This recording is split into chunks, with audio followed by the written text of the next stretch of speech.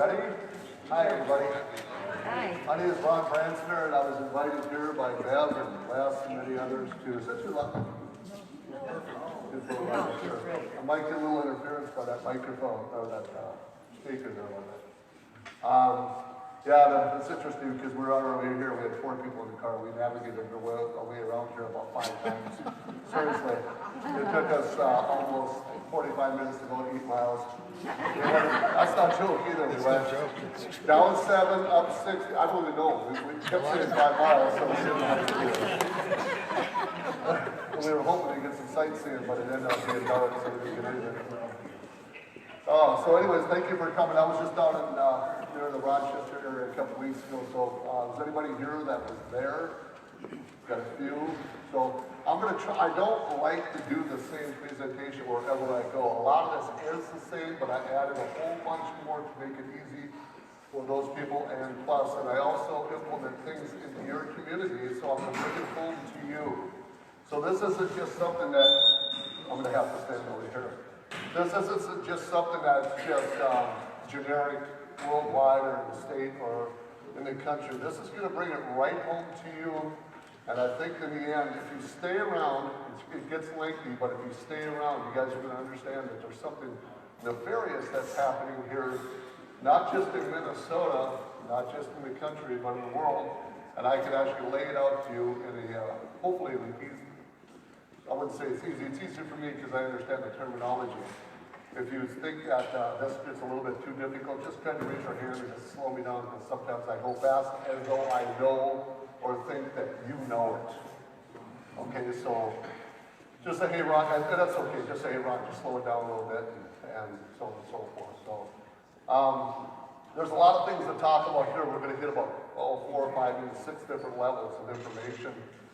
And I wanted to start out with a story tonight that a lot of you are probably familiar with. At least looking at this trail, I think most of you are familiar with this story. I was living in California for 20 years. I'm from Minnesota, came back. But in that time of living in California, I started working on doing volunteer work on the border, where they were building a fence and when they were doing border watches. And so we were called the California-Arizona Minutemen. You probably heard of that, right?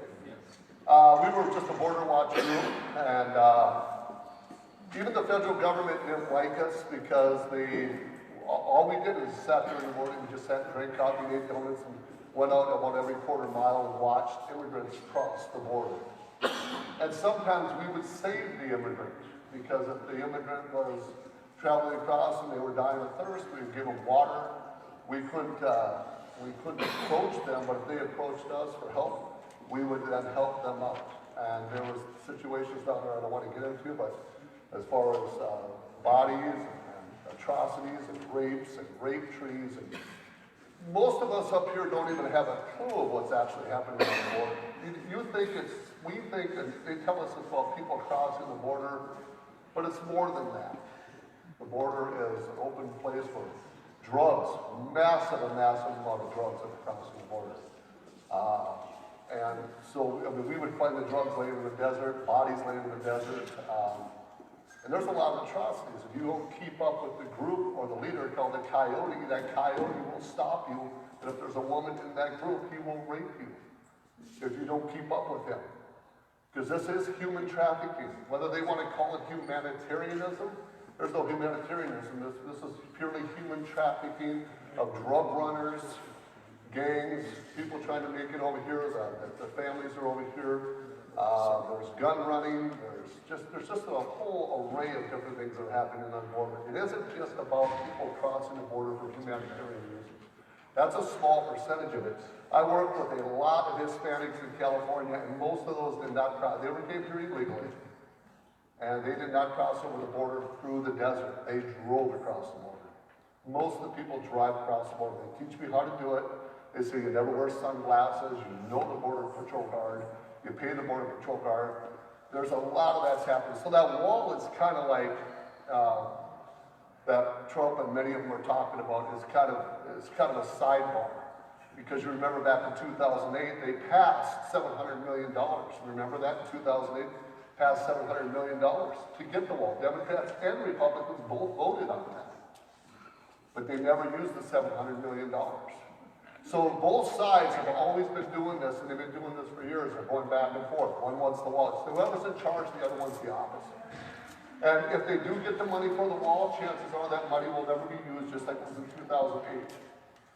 They'll tie the money up, the courts will tie it up, it'll never be used. This is a game that they played in 2008 with the game made. It's a game they've been playing with us for over 25, 30 years, and it's continued, and we're all falling into the trap of this is something that it's for us. This is a political game for big business. And I'm going to teach you that tonight, that this is all purely big business. This is human trafficking, sex trafficking, drug trafficking, all of that is included. And we are using these people as citizens. We are just as much guilty as the federal government, because if we support this, we support all of these things.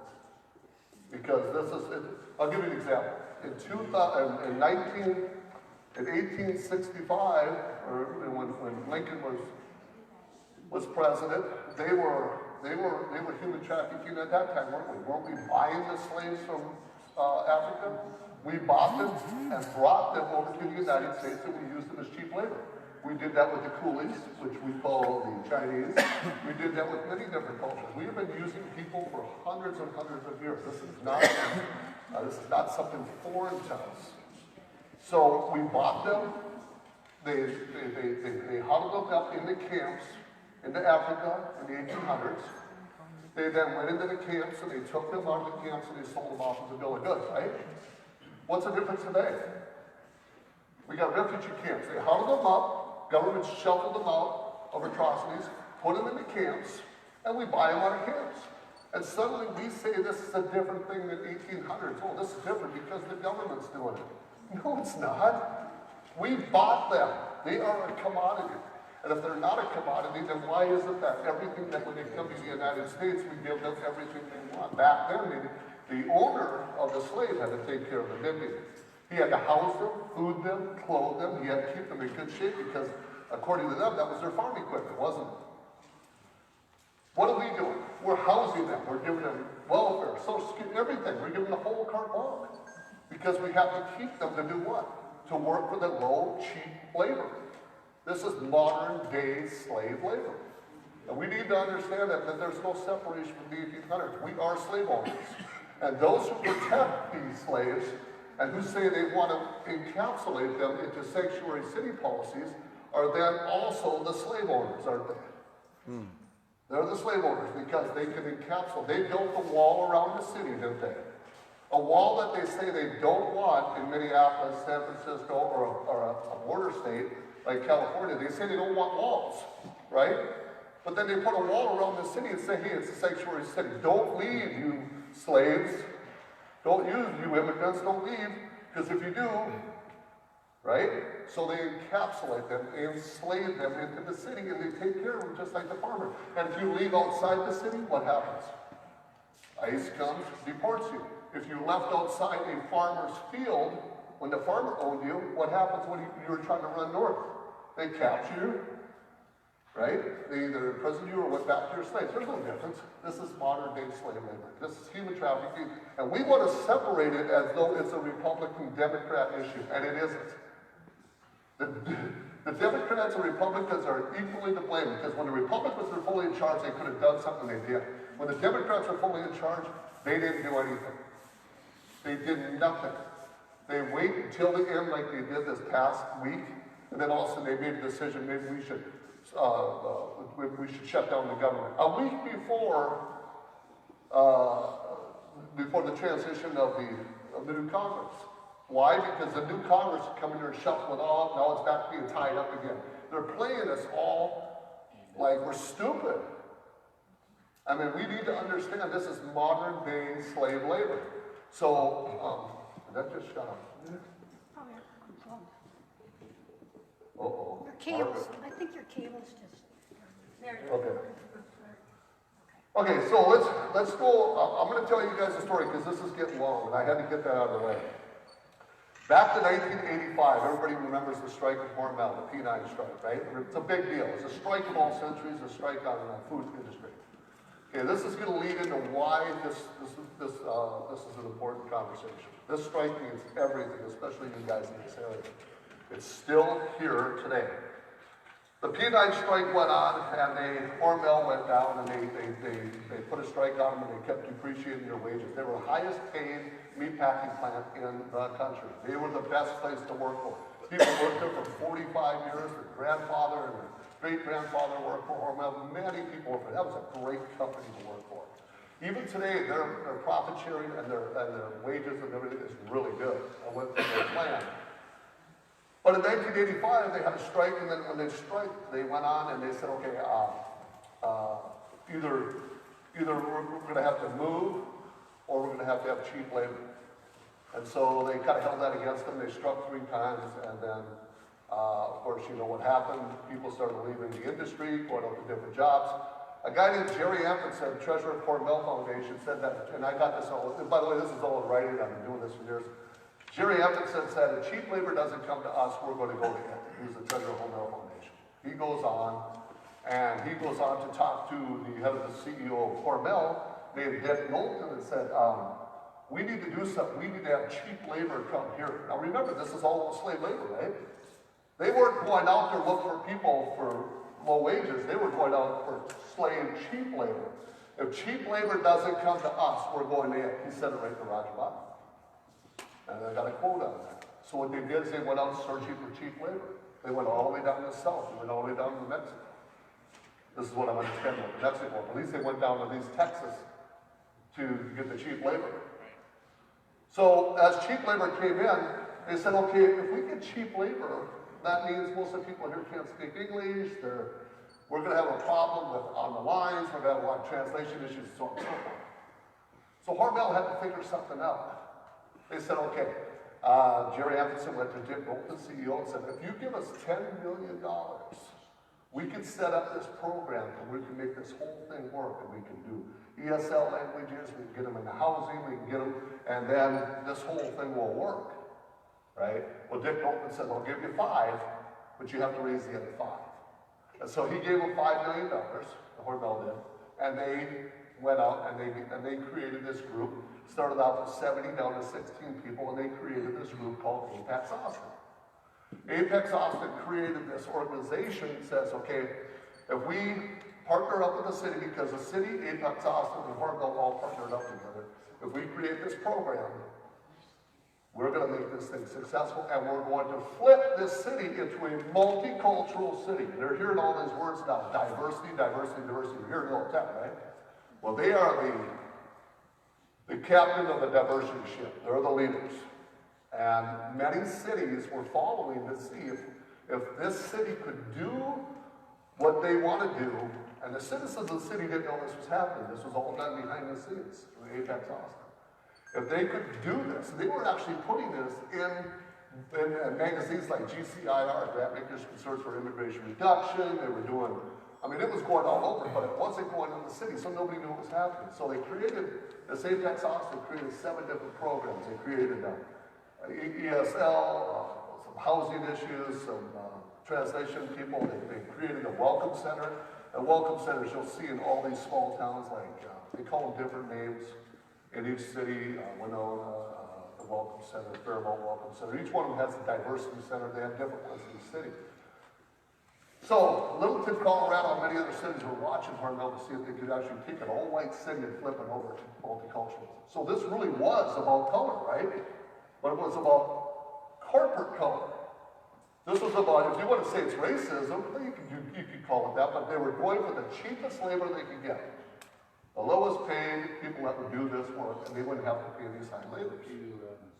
So they created these 7 different groups, and these 7 different groups, they created the Welcome Center. Now, they took this $10 million and they leveraged it.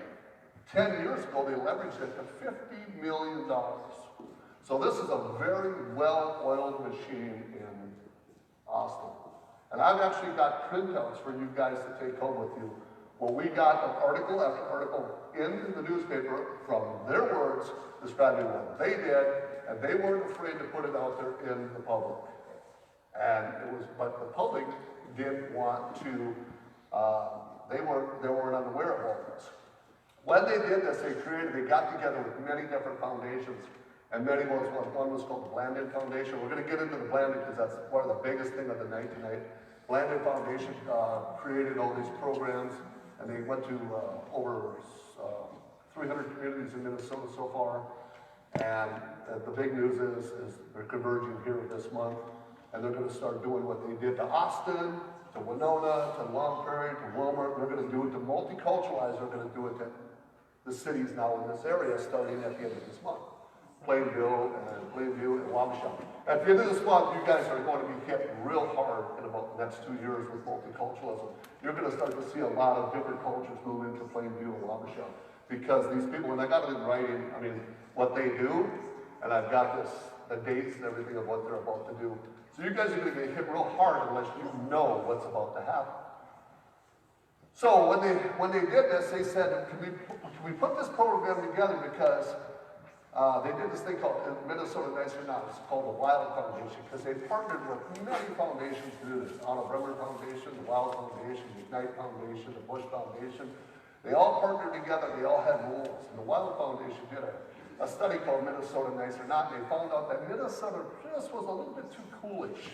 They didn't think they would welcome all these new immigrants to this socialist program that they were going to put together. This is their words. They said, are there any farmers here? No farmers? They believed that Minnesota and these areas down here, that they could pull this off because they felt the farmers were not very bright.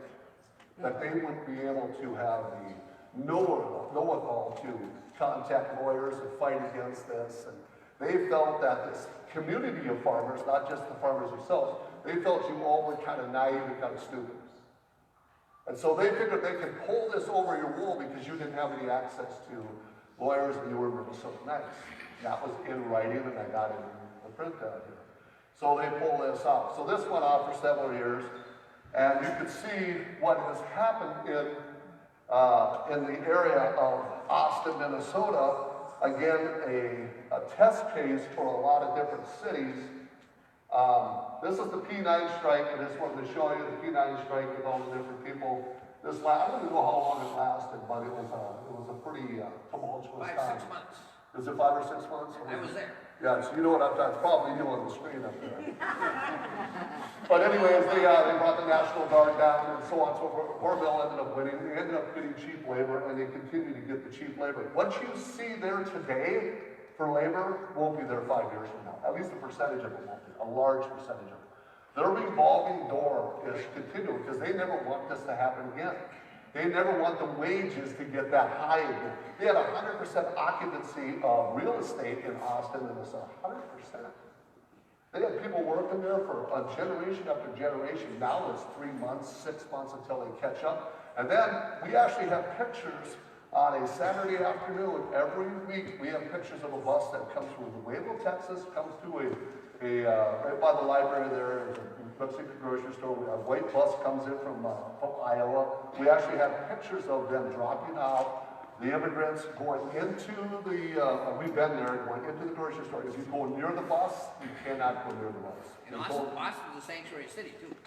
Yeah, well, they're And so is one of the Worthington. four. They will And Worthington is, too. Yeah, that's one of the four. Yeah. So we have pictures of the bus. I actually called the bus company up and they said, "Oh, we never go to Austin. We have pictures of you there." So we have pictures of the bus. They say they come from Chicago to Austin. And once you follow the bus, they will go to the next town that has a meat processing plant. They call this the meat market circuit. Goes from Kentucky, goes around, and they drop these immigrant slaves, as we call them, right? Because that's what they are. That's usually what it is. They drop them off, they use them for 3 months, they catch up to them, they pick them up, and they just move them around. They're seasonal workers. And the people behind them in the van, they do the paperwork to move these people from location to location. So this is an operation that's been going on for years, but I wanted to share that with you because what you're seeing here is what you're seeing throughout Minnesota, because after this happened in 1885, the wheels started turning in Minnesota. You started seeing a huge influx of people from different countries come here, from Mexico, Guatemala. It didn't matter. They were coming up here and they were going from different cities. Why? Because Austin is the doorway for illegal immigration. and so was Worthington. That's the doorway. They get in the doorway. So once Hormel buys, they buy Wilmer, and the same thing happens. The same players with different names. When I go up there, they have the same players, different names. They use the same platform. They have the Welcome Center does. They have an immigration for you. They help you get your license. They help you get your not your license, but your paperwork in order. They help you with your housing. They help you get a job. In our world, in law, that's against the law. Under 1324 A, B, and C, 1, 2, and 3, that's actually illegal. First of all, it's illegal to transport people across state lines. That's human trafficking. Second of all, you can't transport people knowingly knowing that they're illegal and then go from one place to another. But I've talked to the mayors, I've talked to the chiefs of police, and they know what's going on. They can only go so far. And I actually have documents that state that, that they were in front of judges or testimony on how they were to handle this in cities. And at some points they just said, you know what, we don't have interpreters, we just pick them up if they're drinking and driving, we confiscate the cars, we let them go, and there's just a whole bunch of things they did because they didn't have the time or the resources to deal with it. So that's what happened in here. So what happened after that is where you're starting to see an influx. It started filtering into Wilmer, it started going to Long Prairie, Worthington, and all these towns started getting nailed very quickly in the 90s after this happened. Because the door opened up. Because they were the ones who wrote the program on what? Slave corporate labor. And they opened it up. In the 90s, they realized that I just wanted to say this real quick. In Austin, the Minnesota overall 7.3 population is foreign-born, but in Austin it's 10.3. And in the population of foreign-born is 17.3% who don't speak English in Austin, where the average is 10.7. So they're 7 points above the state average just in Austin.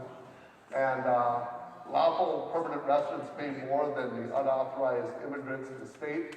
So what you're noticing here is the people that are actually living in that city, they're paying so much more because they're the homeowners. They're the ones who pay the property bills, property taxes to keep these things going. And in fact, this just came out, so I added this. This just came out this past couple weeks, that they just got an increase in their property taxes of 15.69% this next year of property taxes. 15.69% in property taxes. And you're seeing this is how we saw it in California. Property taxes went through the roof because we have the highest cases of illegals of anybody in the country, right? So who gets nailed? The people, the residents. Nail the residents first, keep them going, and then everybody else get paid, and the corporations get the free labor, they get the cheap labor. But make sure you go after the residents first. Look at that. That's a big number. I don't know if you guys realize. That's a huge number. And you're starting to know that. You're starting to see that in many cities that have high cases of immigrants, illegal immigrants. So what happened in the 90s, from 90 to 2000, you've seen an influx in all these cities. And so in Minnesota, and the Center of Rural Policy and Development said, hey, we're seeing a large influx. So they could have 50 in the city, had to be over 1,000 people. But they could have 50, and then it went to 100, and then they said, okay, we've got 100% increase. Like the sewer has 1,000% increase. You know, and Sleepy Eye had 300, and so Austin had 327 increase from 1990 to 2000. We've seen a big increase of. Maybe they're building a new fire station. Oh, I'll try. Focus a little bit. I'll try. It's new neighborhoods. And I don't know. So you just can't say that. Oh, look at that. Wow. How's that? Yep. Okay. Perfect. Okay, good. Another city up near me is getting hit really hard is Long Prairie. They're just getting nailed and there's just a lot of cities that are just getting nailed. But this is from 1990 to 2000. So the Center for Rural Policy and Development wanted to say, hey, what is that? How come we're getting such an influx of immigrants coming here? We better look into this. So they contacted, again, what did they do? They contacted who? The foundations, right? The foundations that put together all these different programs in Austin. They contacted the Otter River Foundation, Southwest Minnesota Foundation, the Blue Cross Foundation, And they contacted all these people and they started getting studies and they said, okay, we could take advantage of this, we could make this work for us, we could diversify Minnesota because we're getting so much. Because why? They said in Austin, Minnesota, Bonnie Reed said, hey, we have an aging culture, the baby boomers are going out. We need to do what they call the great replacement. They want to get rid of the European culture and replace it with corporate culture. So they said, okay, we'll look at this and we'll see this. And so they contacted all the city. They call it snowballing at the time. They contacted one and they tried to see how many were in their city, what programs they have. Well, then once that got settled into place and they saw, okay, we got all this in place, we know all the statistics, now we need to get somebody that can run this program and diversify Minnesota. At first they wanted to do what they call Reconquista. Now, different cultures wanted to take over Minnesota. In the 80s, it was called Reconquista because that's what we had. That primary 80s and 90s, we had a large population of Spanish. And they believed that they could call Minnesota the Upper Aztlan because they wanted to take away, being in California, and I have living in Hispanic culture, I mean, I know these people very well and I love them and they're friends of mine, but I learned a lot from them. And Reconquista is they want their 5 states back. But they also wanted to take back, they wanted to make Minnesota the Upper Aztlan. Well, as time went, other cultures started coming in, and then that kind of phased out. But then they contacted the Blandin Foundation out of Grand Rapids, Minnesota, and this Blandin Foundation got involved and started creating what they call Partners in Leadership Program. Now, is anybody in here Blandin? Because every time I seem to have a large group, there's always a Blandin person that gets upset because this it hits home. So Blandin leadership people, they take leaders of the community, they ask them to apply, and once you apply, they take a Myers-Briggs test. You have to have a psychological test. Now, if this is community-wide organizing, why do you need to take a psychological test called Myers-Briggs? Once they do this, it costs $96,000 and they underwrite it, $4,000 per person. They send you to the Sugar Lake Lodge in Grand Rapids, Minnesota, to be orientated in how to take over and do basically what Austin did, how to be community-wide organizers, to diversify your city, to put all these programs like the Welcome Center, all these different programs into play. All of this is done on human rights, and we're going to get into why that word is extremely important. So we're going to be talking a lot about the Blandin Foundation in a minute. So I'm going to show you how this works. So I gave you an idea of how it works, or what happened in communities. Now I'm going to show you how it works. This is by no means a Republican or a Democrat issue. This is both. Both are to blame, both are involved, both are using corporations, and we seem to get pulled apart from each other because we keep thinking, there's a problem here. You go to your Christmases, you go to everybody gets upset, right? This isn't about that. This is about how it works. And you need to understand this because if you don't, you're going to get buried into this, and nobody's right and nobody's wrong. You just need to understand. So is this a globalist thing, basically, right? That's exactly right. Yeah, it's the globalist UN deal is what's pushing this. Now you just answered my next question. Yeah. Okay, so everybody know how to play chess?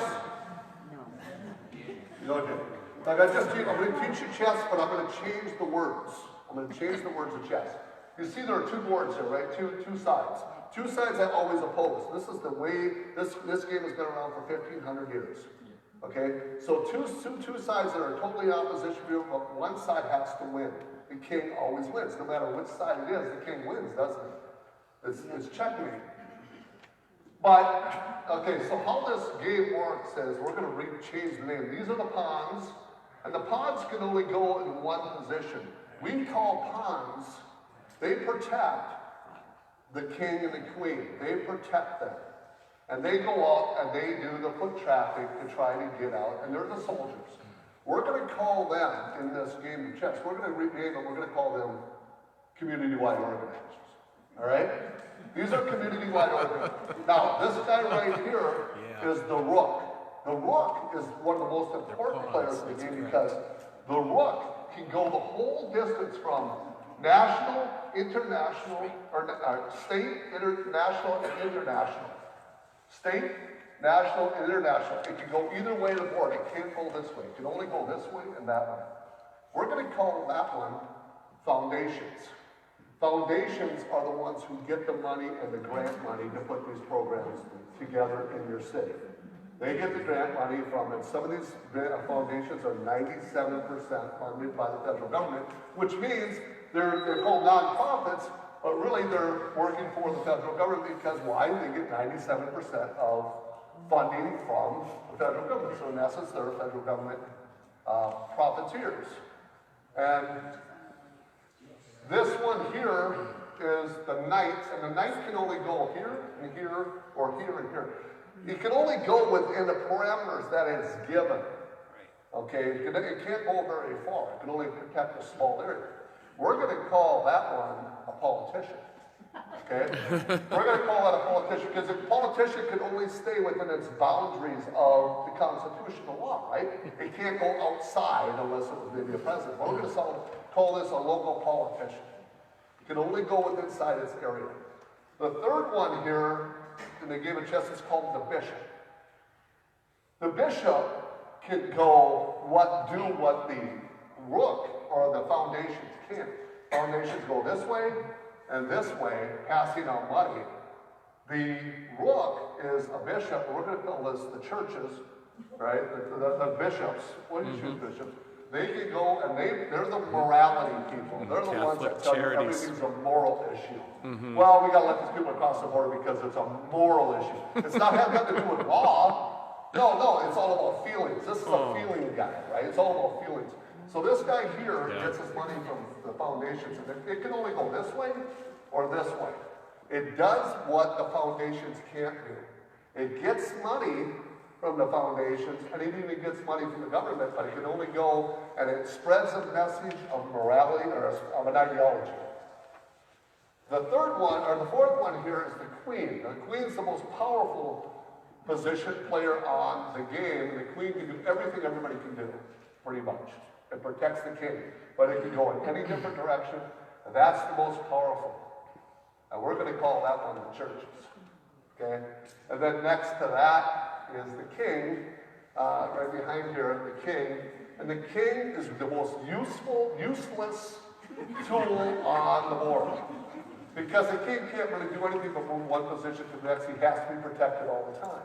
So the king is an ideology. An ideology. We're going to have this ideology, and we're going to run this city with an ideology. We're going to run this country with an ideology. Whether it's Republican or Democrat, whether it's Christian or Islam, it doesn't matter. It's an ideology. But we must protect the ideology. And the whole board is protecting that ideology, isn't it? You got the foot traffickers going out here passing out literature saying, hey, this is the ideology. They're on the street corners. They're coming to your doors. This is what we want. We want diversity. We want gun rights. We want abortion. We don't, whatever. They're the ones passing out the literature. But they don't really, these are useful idiots. They can die at any point. I mean, they're just useful. The rest of them can get rid of them. They're your immigrants, right? They're disposable. They're round table. They're just disposable people. But we have to protect these guys here as we go. So I want you to, those are the movements and those are the players. And understand, as we talk here, this is exactly what's happening in the United States. Remember that as I go through here, I will describe what the rooks and the pawns are doing as we go. So you guys all heard of, most of you probably never heard of Agenda 21, right? Agenda 21? Some people have heard it, some haven't. This is a worldwide phenomenon going on. It was written in 1992 at the World Earth Summit in Rio de Janeiro, and there was over 178 heads of state of all the countries in the world gathered together, over 50,000 delegates gathered together. And they came up with an idea that we can all group together, like you saw on the chessboard, instead of two people fighting against it, they're going to unite together. They're going to have one entity, one government, one religion, one everything, and they're going to unite this together. And this is so well, there are books, and we got documents, you can watch thousands of videos. We got executive orders from our presidents that wrote on this. This is alive and well, and I'm going to show you all these orders in just a minute. This is when George Bush Sr. started. Right, I'll get to that, yeah. So, Actually, it was back in 1920 or so. 1992. No, back in the 1920s, the scientists started talking about global. yeah, but it's true Back in the 1920s. that they did, that's true. And Scientists. in 1962, they also talked about global freezing.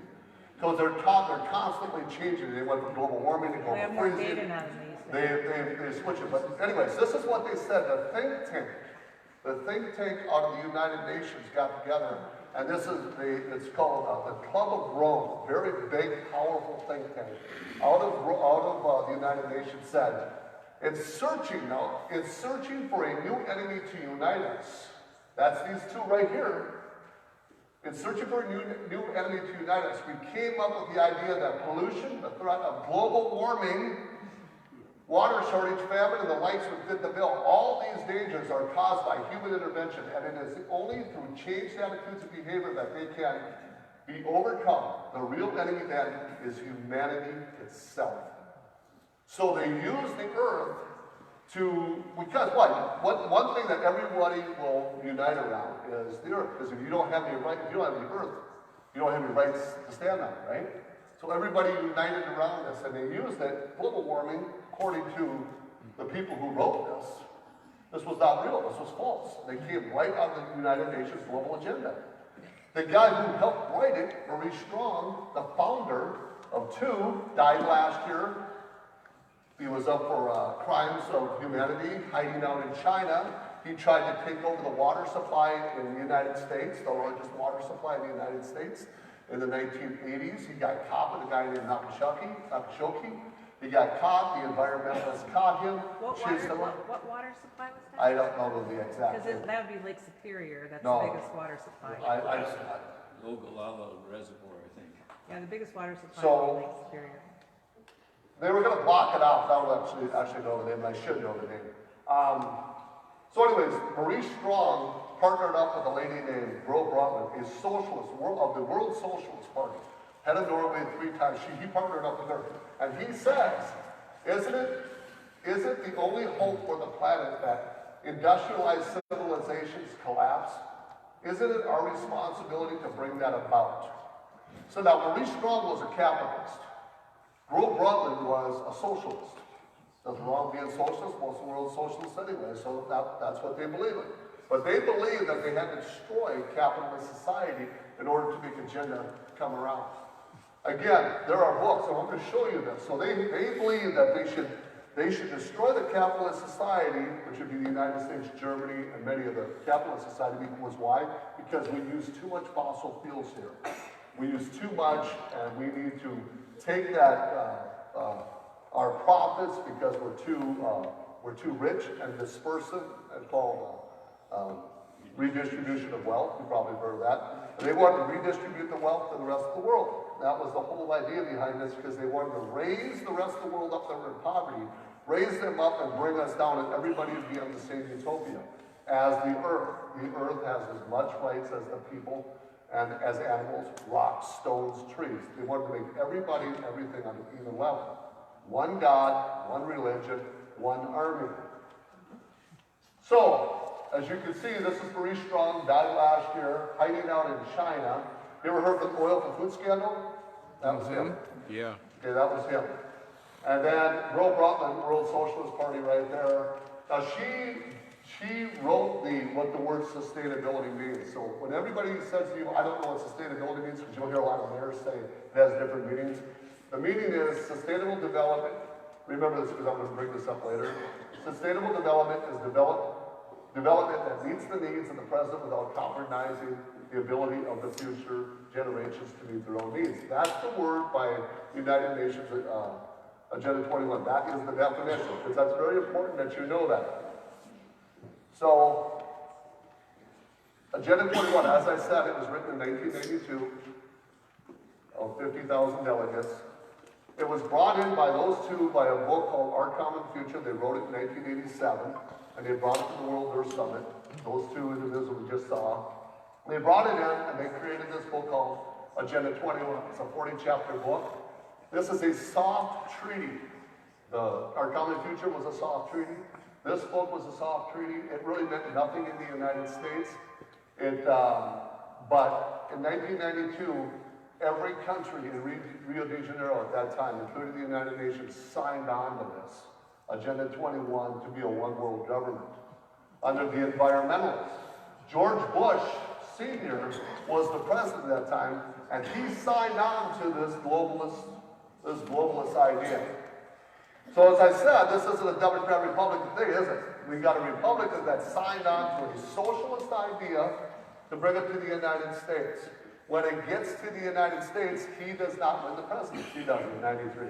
Bill Clinton wins the presidency, and he immediately signs on to the Presidential Council of Sustainability. Again, this is a soft treaty. It meant nothing until Bill Clinton becomes president and signs an executive order. If he would not have signed this executive order and signed this up with the United Nations, the things that you see today in the United States would not be existing. As far as the global warming issues, the immigration issues, and so on and so forth, he brings it to the United States and he writes the executive order. This is the book that we feel that the Republicans, Democrats sided together as two kings. They sided together and they are destroying your liberties. Because remember, if you look up in the biodiversity program, it says that property rights are not sustainable. They need to take your property away from you. Property means that you have too much. They need to take that away from you because the earth is the earth and we basically control you. The government will control you. This is all being pushed by the Rothschilds and the Federal. Well, I'm not going to go that far, but a lot of people could say it. Yeah. They're the ones pushing it. They're the ones that are buying all these politicians. They shouldn't build the wall because they're gonna take all those people's property along the I don't southern think the border. wall's ever going to get built anyway. So that's a side. But you're not defending the argument. What's You're, that? you're saying that the wall's not gonna be built, doesn't defend the argument against what I just said. No, I'm not. In order to build this so-called wall, they have to go and take away all these Well, people's property. she brought a good point up. I like that's a good point, and I'm glad you brought that up. Yeah, Okay, so no, I mean, that's a great point. you're like I'll- contradicting No, yourself. I'm not. I'll finish it out. I'll finish the conversation. Okay, so she just walked right into my argument. When the government puts a barrier, right? It's called the Wetlands Project or many other different things. This thing is very, very complex. Wetlands Project is part of it. When you put a government structure or you own a government piece of property or you have an area that has wildlife, like an endangered species on it, it now becomes under the United Nations Environmental Program under human rights because everybody's equal, right? So when you put a structure or an area that is protected, it now has what they call buffer zones. It now belongs to the United States government and there's a buffer zone that goes all around that structure. We can only go certain points of it. So you'll notice that in Minnesota, they are now making more and more land, especially up in northern Minnesota. It's called the Teddy Roosevelt Act. They're making land that you cannot go beyond that of 1858. 1858, that land has to go back to what it was before Minnesota became a state. That's called the Teddy Roosevelt Act. So when you've got these buffer zones and they're connecting these buffer zones and these places that the United States buys up or takes over from eminent domain, it's called the Wetlands Project, whether it be lakes or ponds or whatnot under the DNR or whatever. They put a buffer zone around that, and the only way to use those areas is to use them through corridors. That's why you're seeing bike trails, walking trails. You're seeing these go up all over the country because they're putting buffer zones. So the answer to your question is, yes, once the United States buys that land or gets that land, there is a buffer zone around that area, which is part of Agenda 21. That's a good argument because you're exactly right, because that is exactly what's happening. The government will then take that as eminent domain, and that is Agenda 21, taking your land from you. That's a good argument. I'm glad you brought that up. Once they brought that to the United States, or once they signed on to the executive order under Bill Clinton, they had to make this into an action plan. And the action plan was growing smart. You'll notice that everything's smart cities, smart telephones, smart TVs, all that stuff. That's growing smart. So they turned this into an action plan and they're using it at local levels. And they're just about everything you do from bike pathways, I'm gonna get into that. All that stuff is under this program.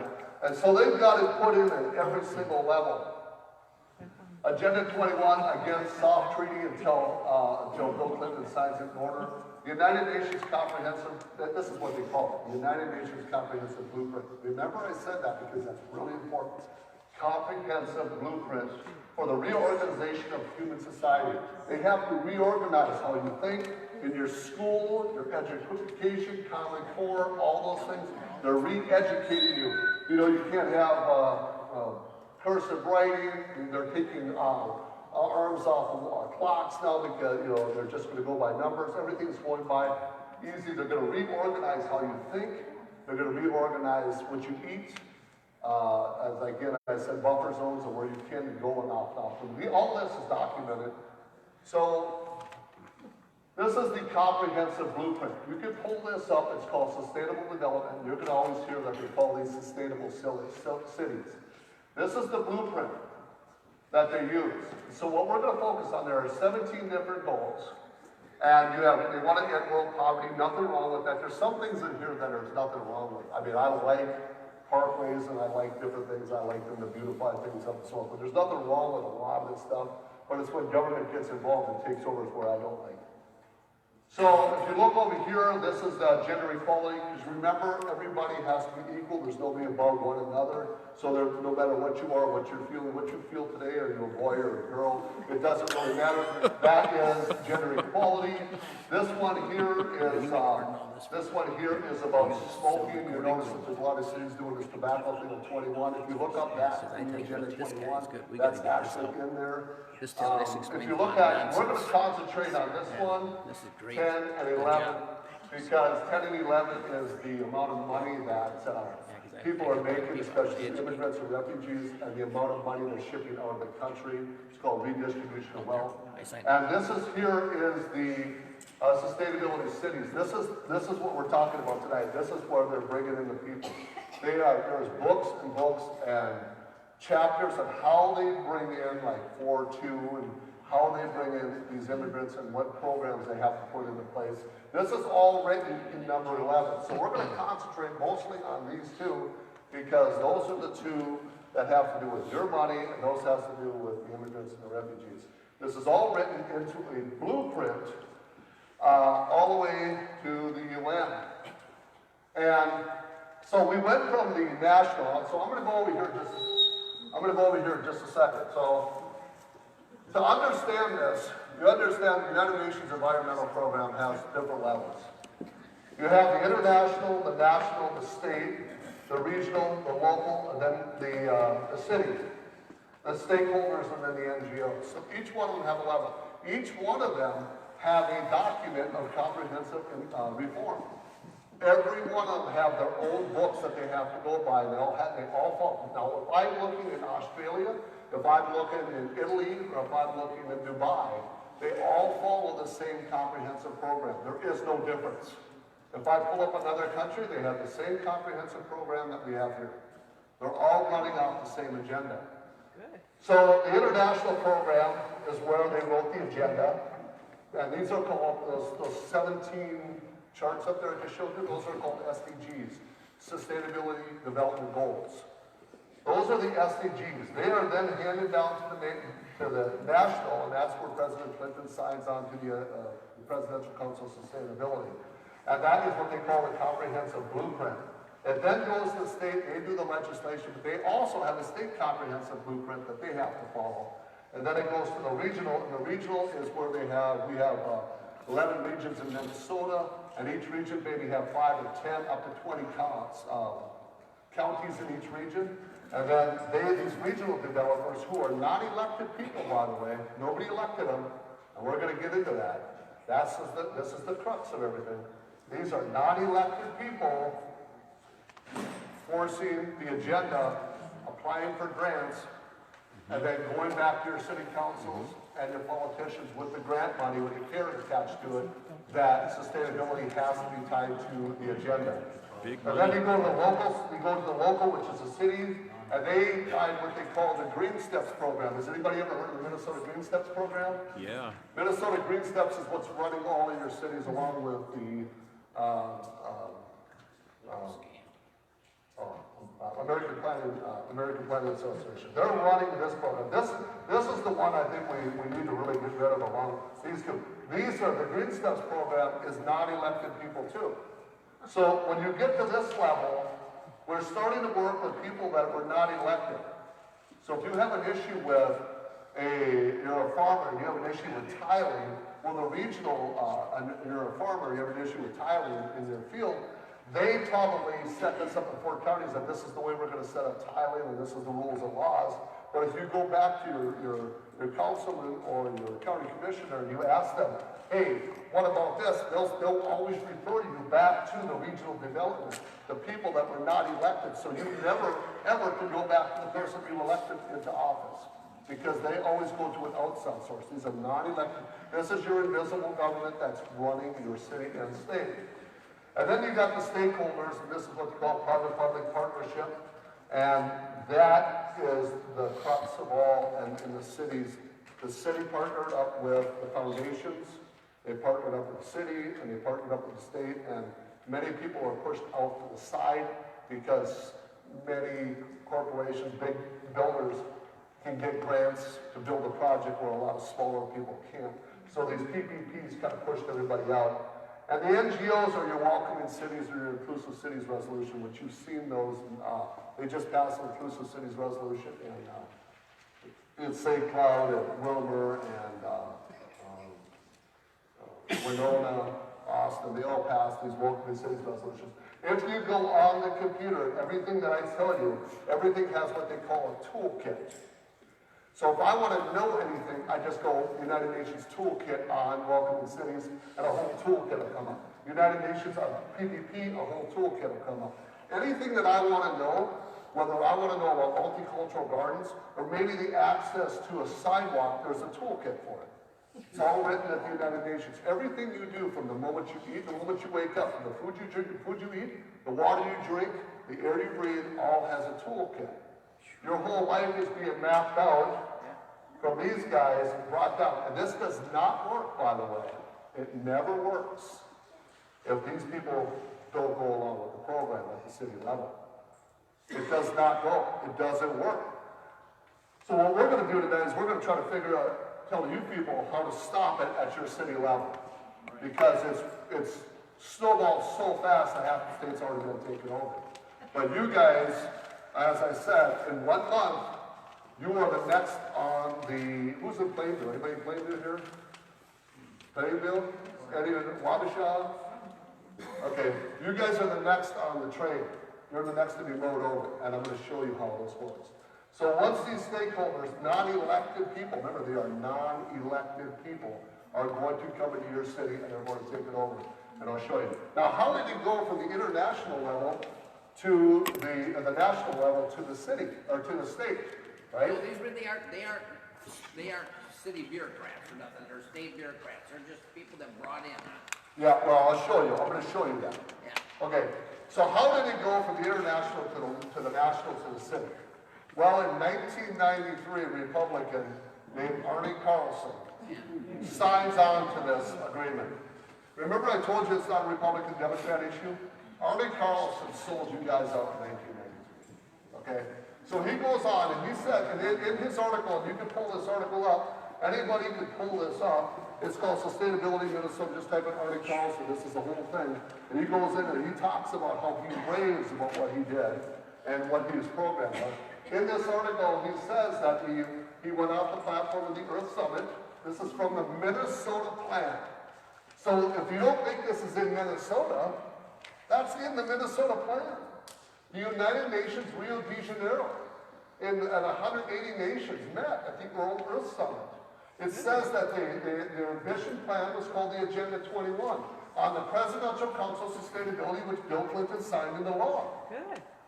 Blueprint for action, public-private partners, public-private efforts as national, state, and local levels. Now that was, he signed that into law. Good. So once this was taken over and now goes to the local, it goes from the state to that county. So now you know where it came from, and you know what? To Bob, hold on. Bob. So, you know what, and some people, here's the deal. To some people, a social, this is a great idea. There's nothing wrong. If you like this, there's nothing wrong with this. This is who you are. If you don't like people having property, you want to take your property away from them, you want to live in stack and pack housing, this is you. I'm not gonna get, I don't want it, I want my freedom, right? I want to be able to own a house, but that's me.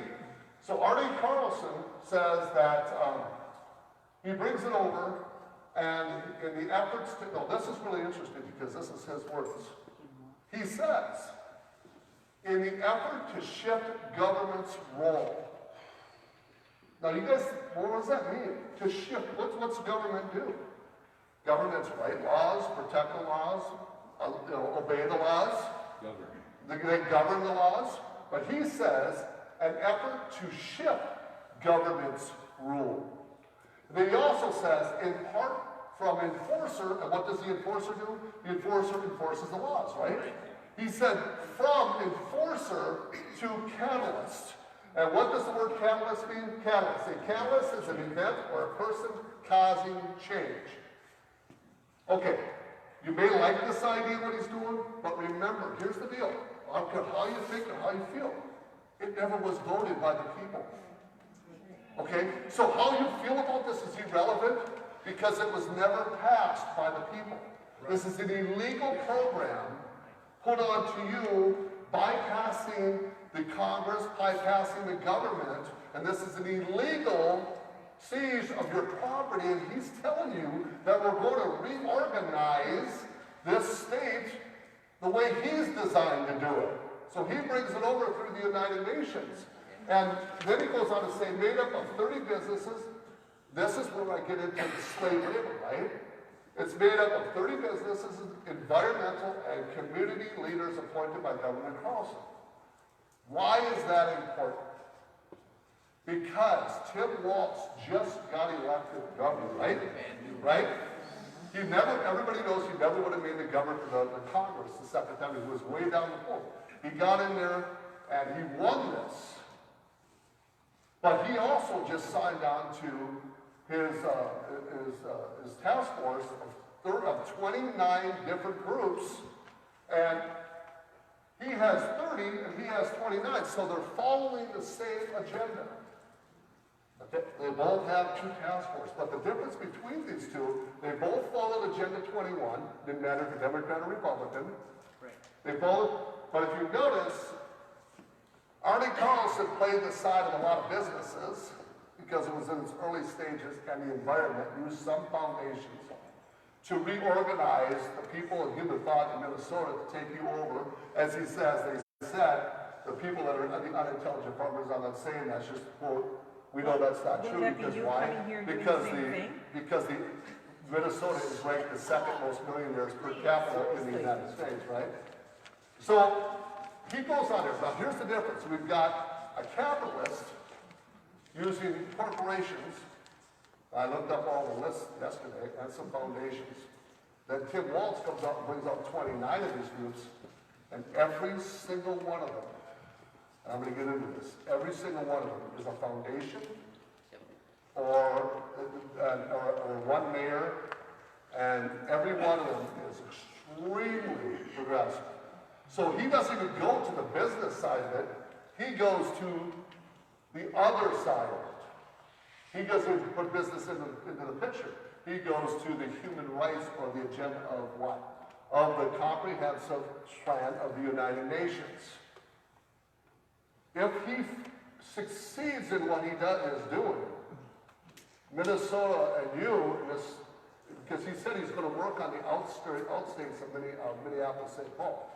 Why would he do that? Because Minneapolis-St. Paul voted for him at 73.5% in Hennepin and Ramsey County. The rest of the state as a whole voted at 48%. 73.5%. There's 5.3 million people in Minnesota. 2.6 of them live in Minneapolis. 1.2 of them voted, which is not, in logical sense, those numbers don't even add up. But 1.2 voted just in 2 counties alone.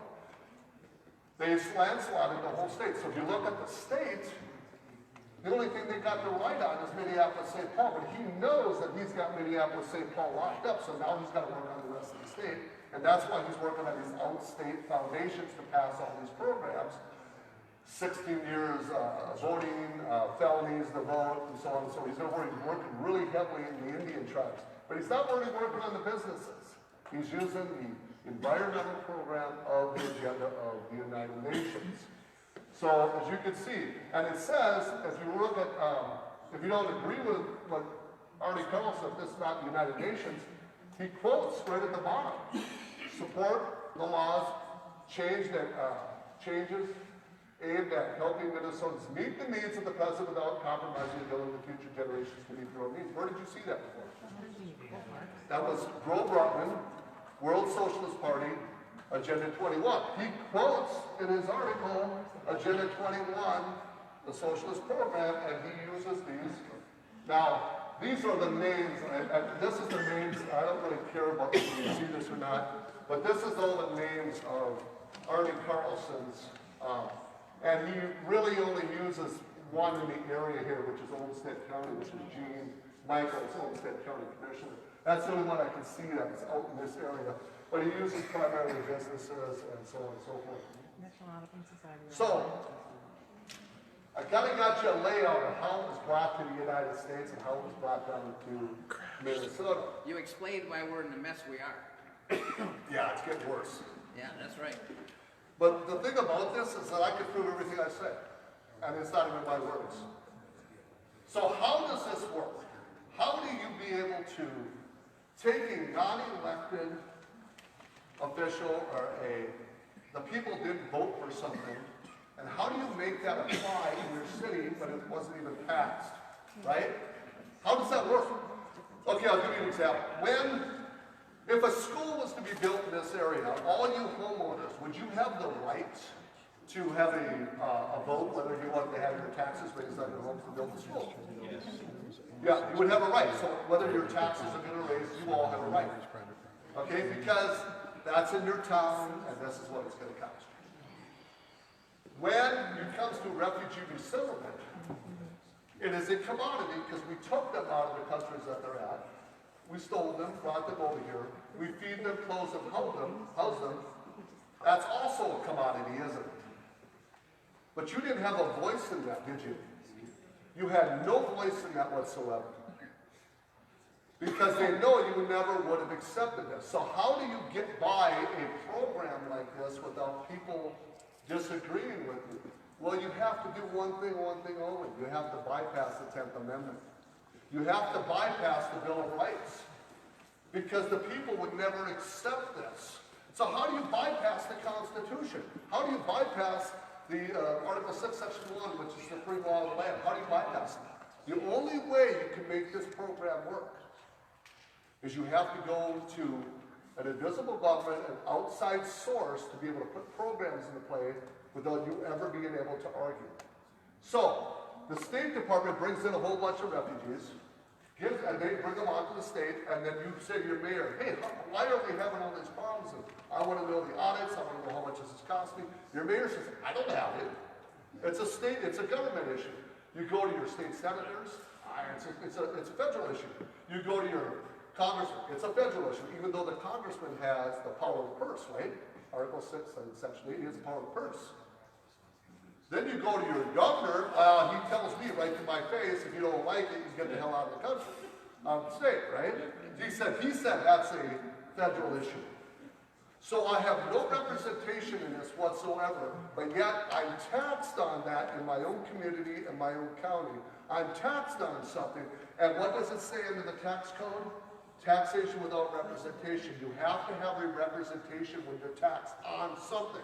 That's the law. But they won't tell you how much it costs you to have this program in the play. So how do they do it? How do they put this in play in your state and your city? The State Department bypasses the people, gives the authority to 9 VOLAs, voluntary agencies or contractors. They contract for the federal government. These agencies are paid very lucrative dollars. And in some cases, I'm going to show you a chart, in some cases 97 to 98% of their money comes from the federal government. Your tax dollars. So is that humanitarianism? If they say that they're doing this for humanitarian reason? No, it's not, because they're getting our taxpayers' dollars. I have a question though. Yeah. You know, this is a good point you're making about the taxation without representation. I mean, I completely agree with that. But there are books, you know, there's bookkeeping. And so if you go and look at the bookkeeping and have outside auditors come in and look at that, good point. It will show where the money is going. Great point again. When do we get to see the books? Good point. So here's what happens. So she just brought up, so we tried to do this, right? In St. Paul, we went to our Never county get to see it. commissioners. They did a whole PowerPoint. Nope, can't do it. Would not do it. We went to the city council. It went national. Went national with Jeff Johnson. Yeah. They wouldn't do it. We went to the state. They won't do it. They won't give you the numbers. Yeah. You know why they won't give you the numbers? They don't have it, because secondary migration is killing Minnesota. That's right. They don't know. They actually don't know until 2020 census even how many people are even here. So they don't have the numbers. We can't get You it gotta out. keep, We've you just asked, gotta keep we've asked. going after it. You gotta keep going. We- This girl right here, she went through the We school. She went out to the school we've board. had multiple people, city council members, state representatives. We have tried everything to get these numbers. And Minnesota they hides everything. refuse to do an audit for us. And this has been going on for 2 years. It's hit now, it's been in the front page of Minneapolis Star Tribune on what we've been trying to do, and we're getting nowhere. But it's a good point, though. Again, we ain't getting it. So how they do that? They have to bypass the people. They have to give the authority to what? They have to give the authority to foundations, non-government organizations. So if you have an argument about how many refugees are in your city, well, they say we don't know because Luther Social Services is handling it. We go to Luther Social Services meetings and they block us out. They won't even let us in the door. We actually have a picture of that with a gardener. They won't even let us in the door. Yet they have quarterly meetings. They won't even give us the information. I sat down with them though. I did get a private meeting with them, and they have no idea. They say it's out of our hands. It's a federal issue. All we're doing is just facilitating this. So they put them in the power. Your politicians say they have no authority over this.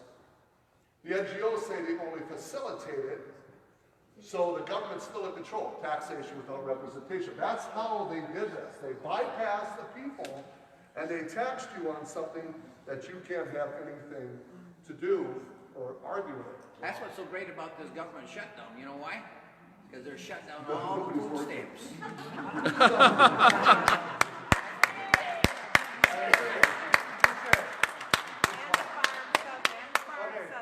So, And the Transportation Safety Administration. so when we look at this, this is a small, a really tiny little, because we're talking, how many foundations are in the United States?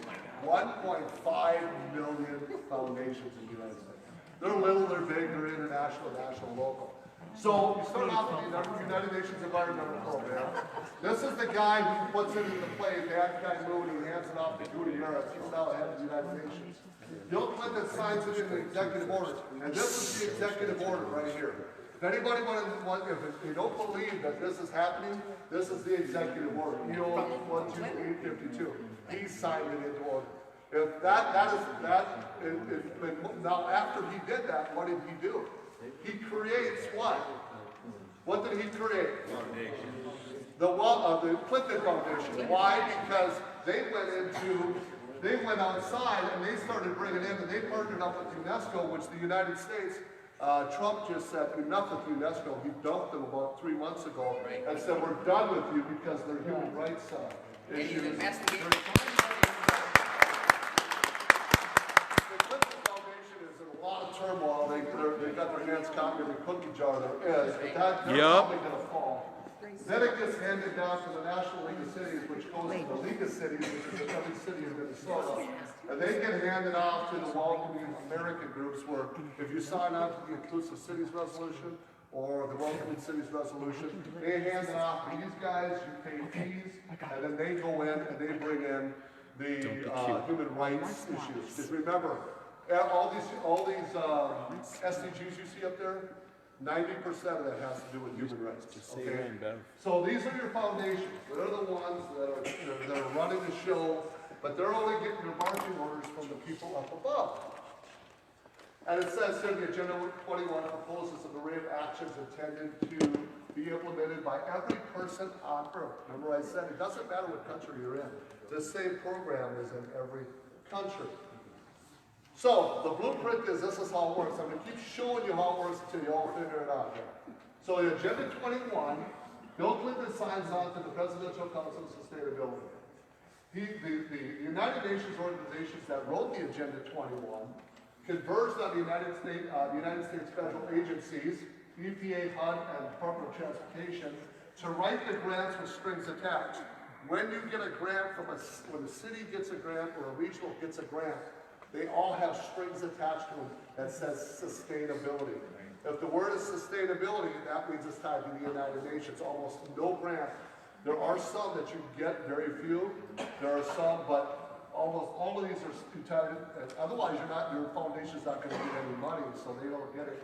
So they converge on these agencies, and they come down and they go to the state and sustainability planning, the state and local level, and then they work with America's Planning Association, which is run by the American Progressive Planners. Okay, so that should tell you right there who these guys are. And then Italy works right along with the United Nations. They are in every city. They help write the Green Steps program, which is in all the cities in Minnesota. Or not all the cities, but the Minnesota Green Steps program. And they help write that. These are probably, if you had to say, the most catalyst, the ones for change, these two are probably the worst of all anybody that we see. Okay. In there. So that's all. So if you don't do that, and let's say you take a grant and you don't stick to the rules and regulations of that grant, they can take that grant money away from you and they can sue you. They can sue the city and take the grant money away. So that's how that works. So if a city doesn't take a grant, or let's say that the city was somewhat bold, but they wanted to back out of it. Well, here's what happens. Should a community or state refuse to participate voluntarily, local chapters and NGOs are trained to go into action. They begin to pressure city councils and county commissioners to accept the grants and implement the policy. Should they meet resistance, they begin to issue news releases telling the community their elected officials are losing millions of dollars for the community. The pressure continues until the grant is finally taken and the policy becomes law. So if you wanted to put maybe a park in your city, the only way to get that park is to get a grant maybe from the Rochester Mayo Foundation or Cornell Foundation, but you refuse because there's sustainability ties to this. They'll go to the newspapers, and the newspapers will call you a racist because we have a bunch of people from over the border that of like one particular sport, like soccer. Now you become a racist. They attack you for the racial aspect of this, and they will attack you that the city is losing money, and they will go at the full board. Why? These city officials aren't rubber stamping. And when I say rubber stamp, they're not the ones that got the grant. The NGO got the grant and sold it off to the city council. The city council probably just didn't say they didn't want it or they took it. So I'll do you another way. The regulators, the DOT, the Department of Transportation, the EPA, the regulators, they hook up with the State Department. They go to the stakeholders, which is the big businesses. Remember I told you Waltz and Arnie Carlson went to 30 of the big businesses or 30 of the foundations. They work with them. They then go to the county and the city and the regional, and they work with the nonprofits, and they get the federal money. And this is how they do it. They work around you. None of this is voted on. Has anybody in here ever voted that, hey, we're going to get grant money from Cornell Foundation? No. Nobody's ever voted on it. No. Because this is all done behind the scenes. Mm-hmm. Everything is done in the back door. And then they come in, they'll say, hey, big news release. We just got millions of dollars. We want to build a new YMCA and this and that. We're going to get $150,000 from this grant. And the whole city goes, oh my God, this is wonderful. You guys are God. Well, they didn't do it. They just rubber stamped it. They just got it from the foundations. Right. But the strings were attached to them. If the strings get broken, things happen. Austin's a perfect example of that, because they've been doing that like crazy over there. Where? On Austin, the Oh, no, foundation. that's, the they're foundation, the leader. Once Jordy and those guys died off, and they got all that money of those guys, and they're spending on Austin to make it, it's all Oh, I know, part of the game. they got $250,000 for a soccer field. I mean, I could just go on for 14 know. years. They got. That's why Yeah. they raise their taxes up 16%. Right, yeah. Okay, so here's, these are your 501c4s. Now, you guys know the difference between a 501c3 and a 501c4? These are foundations at the higher levels, they get grants. A 501c3 cannot lobby, or not supposed to, lobby with the federal government. They could go out and disperse money like the Santa Claus and put programs in your town, and they can do a lot of different stuff. But they can't really sit at the table with your politicians. But a 501c4 can. A 501c4 could sit right there at the United Nations level, write policy, put that policy into play, and then work right with your politicians, and then they could write it up, the politicians rubber stamp it, and then it goes through. That's the difference. These guys could actually write policies, and they're not even elected. They're not elected people. Okay, so there's where you're seeing this, and this is the one they worked at the United Nations level and converged their way down. So I'm bringing this home to you, I'm getting closer. So in Rochester, I just went back one page, you notice that this one here, the Environmental Defense Fund, well, Rochester brings in a college recruit, a college graduate, and he comes in here and he creates this program and laid down the foundation for establishing a sustainability office. Where does that come from, right? The Agenda 21 for Rochester position, the city for a smart growth. What's smart growth? Smart growth is smart streets, smart highways, smart house, smart meters, smart telephones. He goes in and he starts to build because you guys for 50 years, 60 years, 70 years are not smart enough to figure your way around the city. And this young kid, 22 years old, is going to come in and teach you that you weren't smart enough in your past. Technology is the way to go around your city. So empty buses. Now, if you look at the money that these foundations made, just in 2008, Empty they buses, made real smart. that number right there. And look at what their income is, 122 billion. So when did they bring him in? What year? What year This is is it? this past year. Oh, this past Yep. year. So he just knew. Yep, he's new. So this is what they call smart meters. So what they're going to do, remember, Agenda 21 is primarily about carbon footprints. You're driving too much, you're using too much electricity, you're using too much water. If you use too much water, they're going to regulate you. If you use too much, in the state of Oregon, they're now taxing you for every mile that you drive. Did you know that? If I drive 20 miles, I'm taxed per mile. If I smoke too much cigarettes, you're taxed on a cigarette, right? Heavily. Well, that's what they're doing. They're taxing you, and they're going to start taxing you on how much water usage, and it's all going to be determined by these smart meters that they're putting in your house. Have you ever heard of Alexa? That new thing they're putting in cars, it's on TV all the time right now. Alexa, turn on my telephone. I'll be home in 15 minutes. Turn on my water. Alexa, I need to take a shower. Turn the shower on. Well, Alexa is now monitoring you, and it's knowing how much water, what time you leave your house, what time you come home.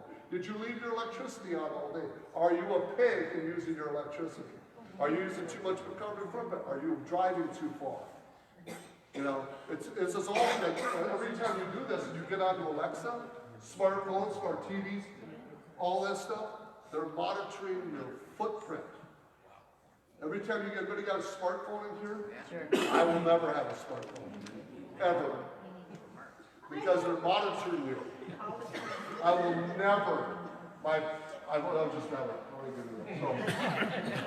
So this is what they're doing in all these cities like Rochester. Again, they're trying to take away your driving habits. You drive too much.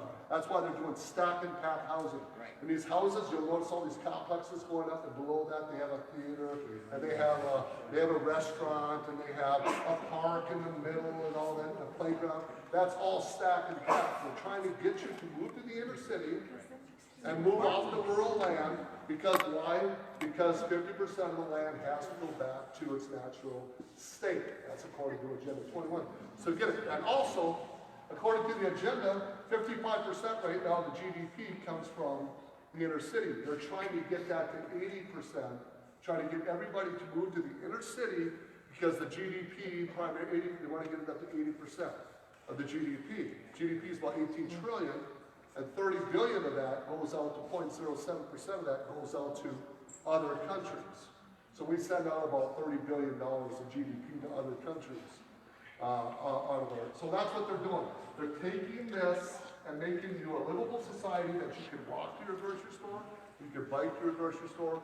They got buffer zones. Remember we talked about the buffer zones at the wall? They got buffer zones around lakes, so you can't really go to the lakes because you ever go to a lake down, there's a guy sitting at the lake and you're docking your boat, and he's checking underneath your boat for those species that are jumping from lake to lake. Right?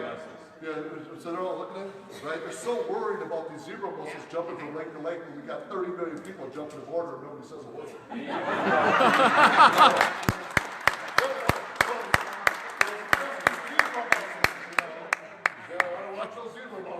Asian carp, Asian carp.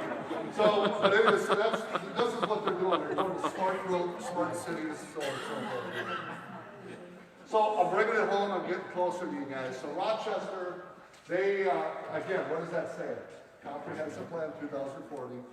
Every city has a comprehensive plan. Oh, yeah. And the comprehensive plan says in Rochester, they had a 2020, 2030, 2040. They're already working on 2050. By the way, this program that we're talking about, the United Nations, anybody have an idea how much this thing costs? To put this in the program? I mean, just an idea. Well, anyway, not just $45 trillion just to put the program. What? The United States spends $7 trillion. Yeah, $7 trillion we invested. $7 trillion we invested into the Agenda 21, more than any other country. We also have the largest GDP than any other country. So anyway, so when you get to anybody from Rochester, a couple people from Rochester, okay, so probably heard this last time. So when you get to Rochester, they're doing a comprehensive plan. Now you've got to understand who runs your cities. These are your invisible governments.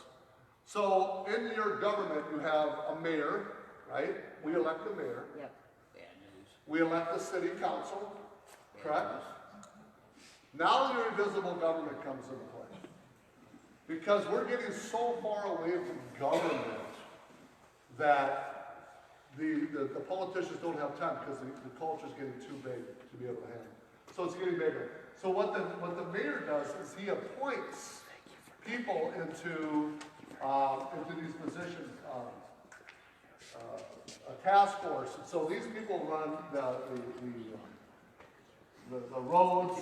This one runs. This is your big seat. He runs your Green Steps program. This guy here, Mohammed, he runs your transportation. They run these different programs. But you never elected them. But they're the ones who run the city, especially this guy. You want to talk about a guy who has probably more power than the mayor. That's the guy right there that has more power than the mayor. Because he creates the Green Steps program, and then he then sends it off back to the city council, and the city council stamps it. One of my ancestors. Who elected the Green Steps program? Nobody. But he creates these programs. Get to learn the Green Steps program. This guy runs it. And then you got all the others. So these particular, this is his advisory board that he puts into place. Inside them, you've got a whole people below them. So this is the guy you got to watch in your city, in Rochester. You gotta watch Mayo Clinic. So now this is the Green Steps program. The Green Steps program is basically the carbon footprint. This is about your safe streets, the lights. You have to change out your lights, your roads, your parks.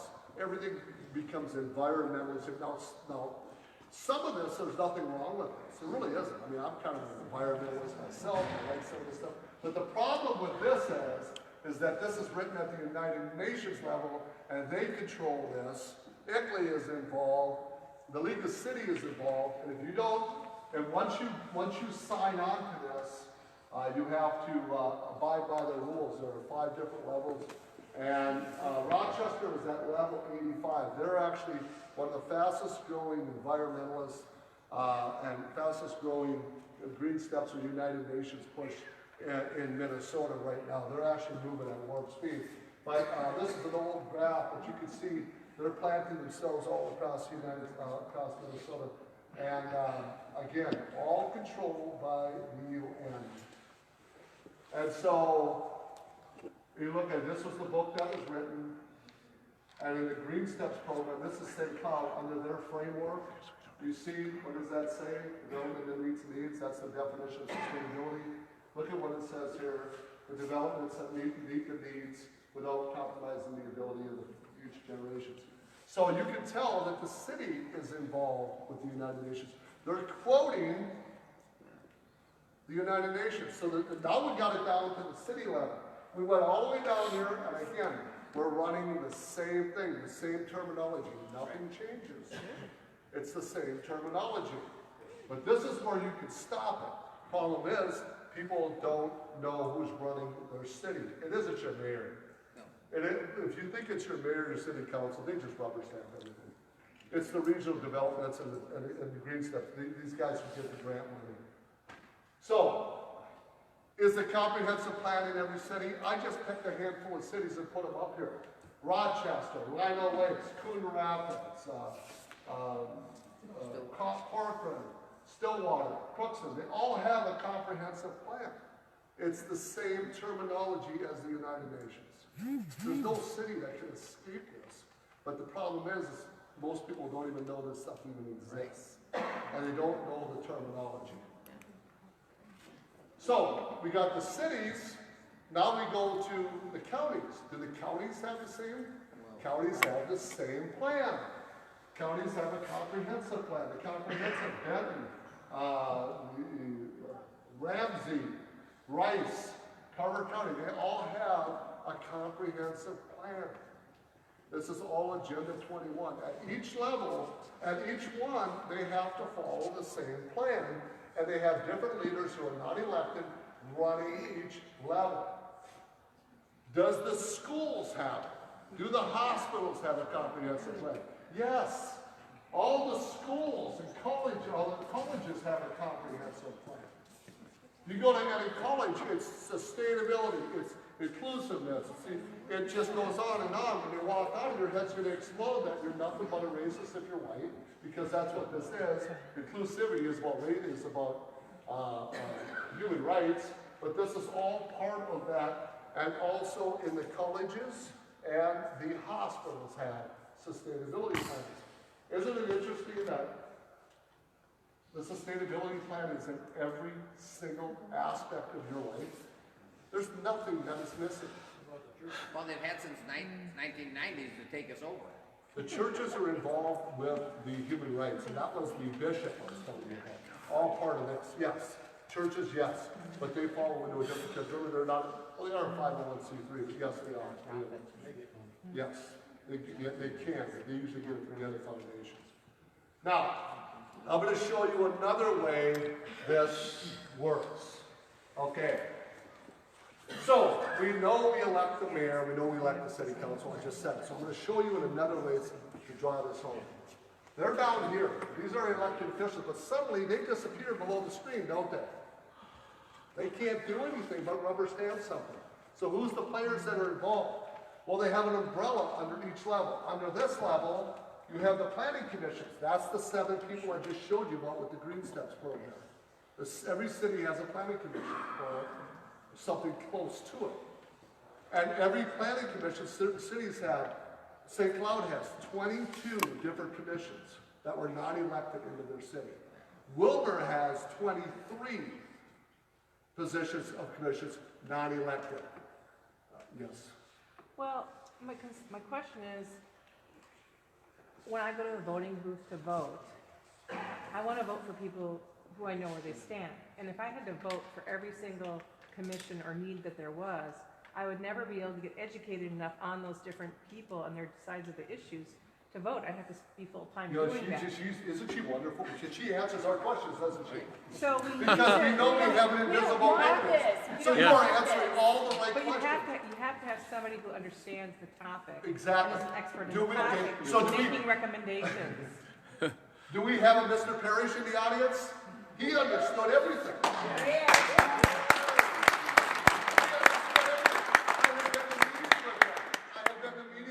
down in Elberly, I've been to meetings across the state, the guy knows this backwards. But where did he get in this election? Because what happened?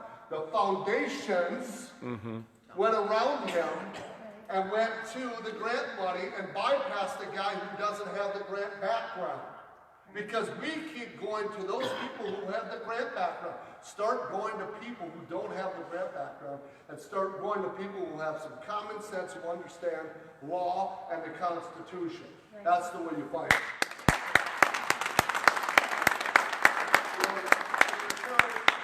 He's in the military. He's a complete loyalist to the Constitution. He didn't make it, but you know, we need to still back people like him. I hope he runs again, but we still need to back these people as time goes. We need to understand where they stand on the Constitution. So anyway, okay, so these people disappeared under here. They're gone. All they can do is rubber stamp. Under the first umbrella, you have the Planning Commission and the Green Steps program. That's at the city level. Non-elected people implementing policies. Above them is another umbrella. It then goes to the regional government, and they sometimes can have 10 to 20 different counties inside. Now, if an argument comes up, they'll say, well, these people are some of these regional councils have mayors and county commissioners, not county commissioners, but elected people. Yeah, but they were never elected to be on the regional board. Nobody elected these people. These people, they create and changing local laws. The only people that can change laws are their Congress, right? So they're creating local laws. That's what they do. They implement them at the United Nations level. So you've got the Green Steps Program and Planning Commission, which could have up to 23 different commissions. They're at this level. This one here, if your city is here, they go under and they encompass all of these counties. So now you've got a county board or a regional board, and they work with their county commissioners. And the county commissioners act like they're mayors, and they stamp it out because they apply for the grants. And then above them, you get into the sustainability movement, the 3 E's, and you start getting into the agenda. And they all follow this different level. And where do these people go? They're not there anymore. All they can do is they disappear and they can't answer your questions. I don't know. The county commissioners did that. I don't know. The regional developers did that. I don't have anything to do with that. They always push it off to somebody else. But these people they push it off to were non-elected people. And these county commissioners just love the regional developments because they can rubber stamp because they don't have to do any work. The regional developers do all the work. Non-elected people, they apply for grants, and they come out of the commission and say, hey, I'm a hero. I get reelected every time. Bam, rubber stamp it. He does nothing. He does nothing. But don't they have to have public hearings for some of They do in they can have open hearings in counties, yes. But again, they're not, okay, let's say you had a hearing, you're on there, right? What do you do? Well, are you elected? No. But So- I mean, they have to have public hearings and the citizens can come and. Yes, they throw can. in- If you are interested in your community. 100%. You can go to them, what good is it? Yeah. What good is it? They're not elected. They're not elected. So why are you listening to somebody who's not elected? Did you appoint them? Did you No, elect them? I Did you ask them that they wanted to get a grant from that county? Did you ask them, oh, can I look at that grant, by the way, you just got? Can I look at, oh, good, sustainability is tied to it. Oh, could I deny that? No, I can't. It would cause some censorship on their behavior if they have public hearings and they don't listen to the citizens. No, see, that's what I like to hear right there. Oh. Because she's saying maybe we should go there and find out what the heck these guys are up to. Right, and that's what I want, that's excellent. You should be going there and find out what grants they're applying for. But nobody goes, and then, you know, they're We elected. just assume that they're responsible people and we're all working. Yeah. We don't have So, exactly, yeah. So when you start to see all these grids going up and these solar panels and all this stuff going up, who voted for them? Those were all created out of regional developments. Because they were what? Going back to her argument, or not argument, her statement, because she's right. If I put a solar panel up that is grant money, and grant money comes from who? the federal government, it now becomes an entity because it's tied to sustainability. It now becomes a buffer zone around it, around a farmer's piece of property. The farmer then, if he doesn't abide by the rules of that land that he gave up, that piece of land, he could then be violated and held in contempt of that agreement that he had. The more you let these wind towers on your property, the more you let these electrical grids on your property, you allow the federal government to come in here and take over your life. You slowly just keep giving them something. But it isn't the work, it isn't the U.S. government's after them, it's the world government. Exactly. So, yes, sir. And to circle it back around to schools a little bit, the schools are basically controlled by the funding that they get from the government, which a lot of these programs are involved in. Right. And if they don't do what's tied with the money, they lose the funding. 100%. Everything's tied to the funding. That's exactly right. Now, in 2013, did Minnesota know about what was happening? Sure, they knew what was happening. So they wrote a bill. Jim Newberger, you know, ran for state senator? Yeah. He was involved in writing this bill. He helped write this bill. And you know what happened? It was shut down. The people did back him, and they gave the authority to let these politicians and NGOs run over us like a freight train. That bill, H.F. 1833, if that would have passed, do you know how many states? I think there's 16 states now that have outlawed Agenda 21 in their state. And Minnesota is absolutely in full board and not outlawing it, but pushing it to a faster and farther level than you'll ever imagine. And they now after this year, it's actually going to escalate. So how do you find out what states are against it? You just go on a computer and you'll see. I think Alabama, Arizona, and really, it's really interesting because some of the biggest advocates that do not want Agenda 21, do you know what they are that are fighting it? You know who they are? The liberals in San Francisco. They are so against this. They are fighting this. We want to get one of them. She is a very staunch progressive, and she is one of the biggest advocates, and she is trying to shut this down because San Francisco is being taken away enormously, and so the liberals are actually fighting this. God bless them, because remember, this isn't a Democrat-Republican issue. They figured it out, and they're being taken over in San Francisco. I mean, luckily, I got her name, but she's on the web, and she's just a wonderful lady. I'm hoping to meet her one day. We actually talked to her. We'll have our groups talk to her periodically. So, in 2000, okay, so I'm going to bring this back home to this guy right here. He's my farmer friend. I'm going to bring back to him. Okay, so we have one farmer friend, right? Yeah.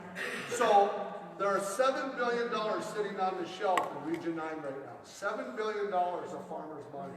The farmers are, most of them are over the age of 65. They have one child maybe under the age of 35. And the other kids are what? They become very passive, very weak. They're more into this, they're not into working, right? So they don't know who to give the farms to. Do they give the farms to their kids? Do they inherit it to them? Do they sell the farms? Do? So the foundations realize, hey, wait a second. If we can tap into the farmers, $7 billion, and we can tell them that we'll take their land from them, we'll give you a tax. They're not the tax man, are they? But if you do this, you can get a tax write-off, and you can live on the land until you die, and you can farm the land. But once you die, the land is ours, the foundation. Now the foundation owns the farmer's land. It's big in Wisconsin, he says. I didn't know that. So here we are. The farmers are giving their land. Now, you can't, eminent domain is, you know, under the Fifth Amendment, right? Jefferson fought it for years and ended up losing. So the government can't just seriously go in and eminent domain their property and take it, right? Not unless it's for some public issue. So what they do is they use the 501c3s and the 501c4s, because remember, they're 97% funded, right? So technically, a 501c3 is really a government entity, correct? Because they're given the money by 97%. So if they work for the federal government, they say, the landowner will receive tax deductions that bypass capital gains while still living and being able to maintain a stable source of revenue. The tenant can continue to rent the farm and the land. The county maintains its tax base. The foundation maintains ownership and acts as a steward of the resources to ensure the county benefits long terms from the income and generated. So look at the counties. Does any of these counties look familiar to you or cities? Wow. Look at here. These foundations are converging on these elderly farmers. I say that with respect. They're converging on the farmers that if you do this, you can get a tax that you can live on your land, and then once it's owned by them, they can take that money and converge on their city with millions and millions of dollars. And it says, in this area alone, there's $7 billion for the taking. And they are going to come after every one of you farmers. And they're going to come back and they're going to take it. And once they own the land, the government technically owns the land because 97% of that money comes from the government. So the government technically owns the land through a backdoor way, bypassing the 10th Amendment, right? States' rights, bypassed it, and they own the land. So does the county lose the tax base then? Well, No. right here, it says up here, it actually says that up there. They No, retain no, the tax. They retain that. The county maintains its tax base while the farmer lives on the land? Yeah, it says that in there. You're asking a question. I remember reading that and it's in there. It's the big orange space in the middle. Right, but does that pertain to when, as long as the farmer is As alive? long as he's alive, But after he dies, the foundation takes over. That's There- right, You exactly. cannot tax the foundation, right? Exactly. So the county loses the revenue, the tax base revenue? I'm not gonna say something I don't know. I don't wanna get into that. I don't know the answer. But they will retain ownership of it, so. And they also, now, the farmer can take it, he can say, what a foundation, what part of the foundation do you wanna give this to? They can then take that money and apply it to a different, maybe a one for cancer research, maybe one for this. So, okay, so now I'm gonna get back, now I'm gonna bring it really home. Remember I talked about the Blandin Foundation? The Blandin Foundation, who partnered with the Hormel Foundation, who partnered with the Mayo Foundation, which partnered with Olive Bremer. Well, it doesn't matter who it is, they partner with everybody. They converged on almost every single city in Minnesota. And they apply and they ask you to come to their retreat so they can create, and it's really interesting because if you look at their website, it says they only go into cities of color. I don't know if Plainview has a lot of color, but that's what they only work in cities of color. So now they're in all these cities, and you can't see here, but somebody say 45, 85, I think there's 85 in Rochester. They keep sending people from all these cities, and they converge on inclusiveness and welcoming cities and human rights, all Agenda 21 stuff, and they are just nailing these guys. They have to have a Myers-Briggs psychological test. And they usually ask people who are leaders of the community, doctors, mostly progressives, mostly women, because they're looking for people who work off of feelings and not for logic. But they're looking for these people. So if you look at this, where they converged on all across the state, this was written in Plainview. This was just written, how many are from Plainview? Okay, how many of you know that Blandin Foundation just applied and they just put out the new advertising because they want to diversify Plainview. They want to take it from an old city and diversify to match the rest of the country. Did anybody even know that?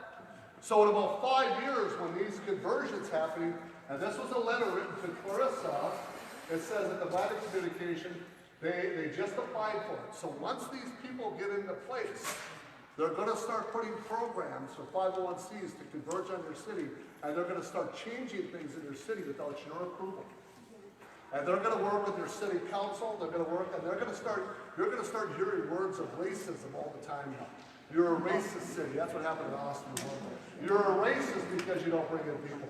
You're a racist because you don't. And this is going to be the new term. And when does all this happen? When does all this happen? The Blanding Community Leadership held another community informational meeting. And it says that at the Sugar Lake Lodge, so this is about to happen on April 30th, 2019. This is coming up. They're going to go for 8 days on March 1st. They're converging on your city. Yup. They're coming for Plainview. Every city that has Capture the wealth. that has a Blanding in them, their foreign-born population is poverty rate is through the roof. They are through the roof. They are. You take Wilmer, you take all these different places, and you got a guy like here. Mr. Krudkes from Wilmer, he went there 6 times.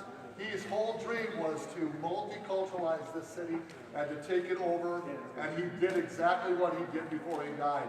He wanted to see the city completely a different color, away from what he wanted. He saw his dreams. The guy, the mayor of Long Prairie, said his dreams came true when he seen the city go from all white to multiculturalism.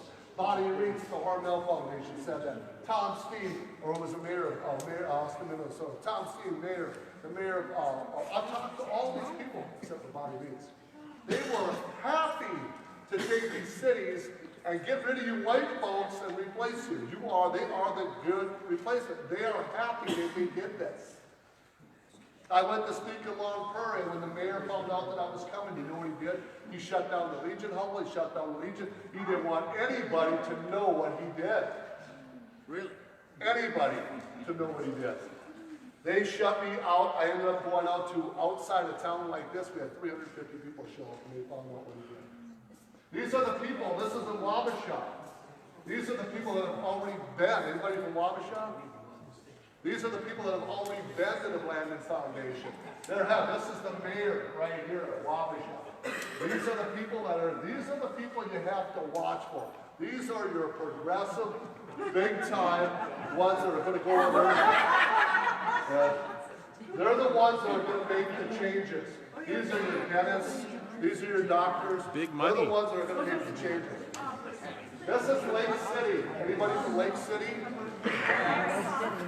Okay, this is your Lake City. These are the people that are going to now, they are converging on you, and they are coming back in 2 months to do the next sessions. They're going to be backing up, and they're going to be taking over so this is all the people. The one you really got to watch for here is this one right there. She is an attorney lawyer. She is for refugees, for immigration. She's an activist. She is she wants to, I don't know, I shouldn't say that for sure, but I just know it back. We've got a lawyer here. Now you said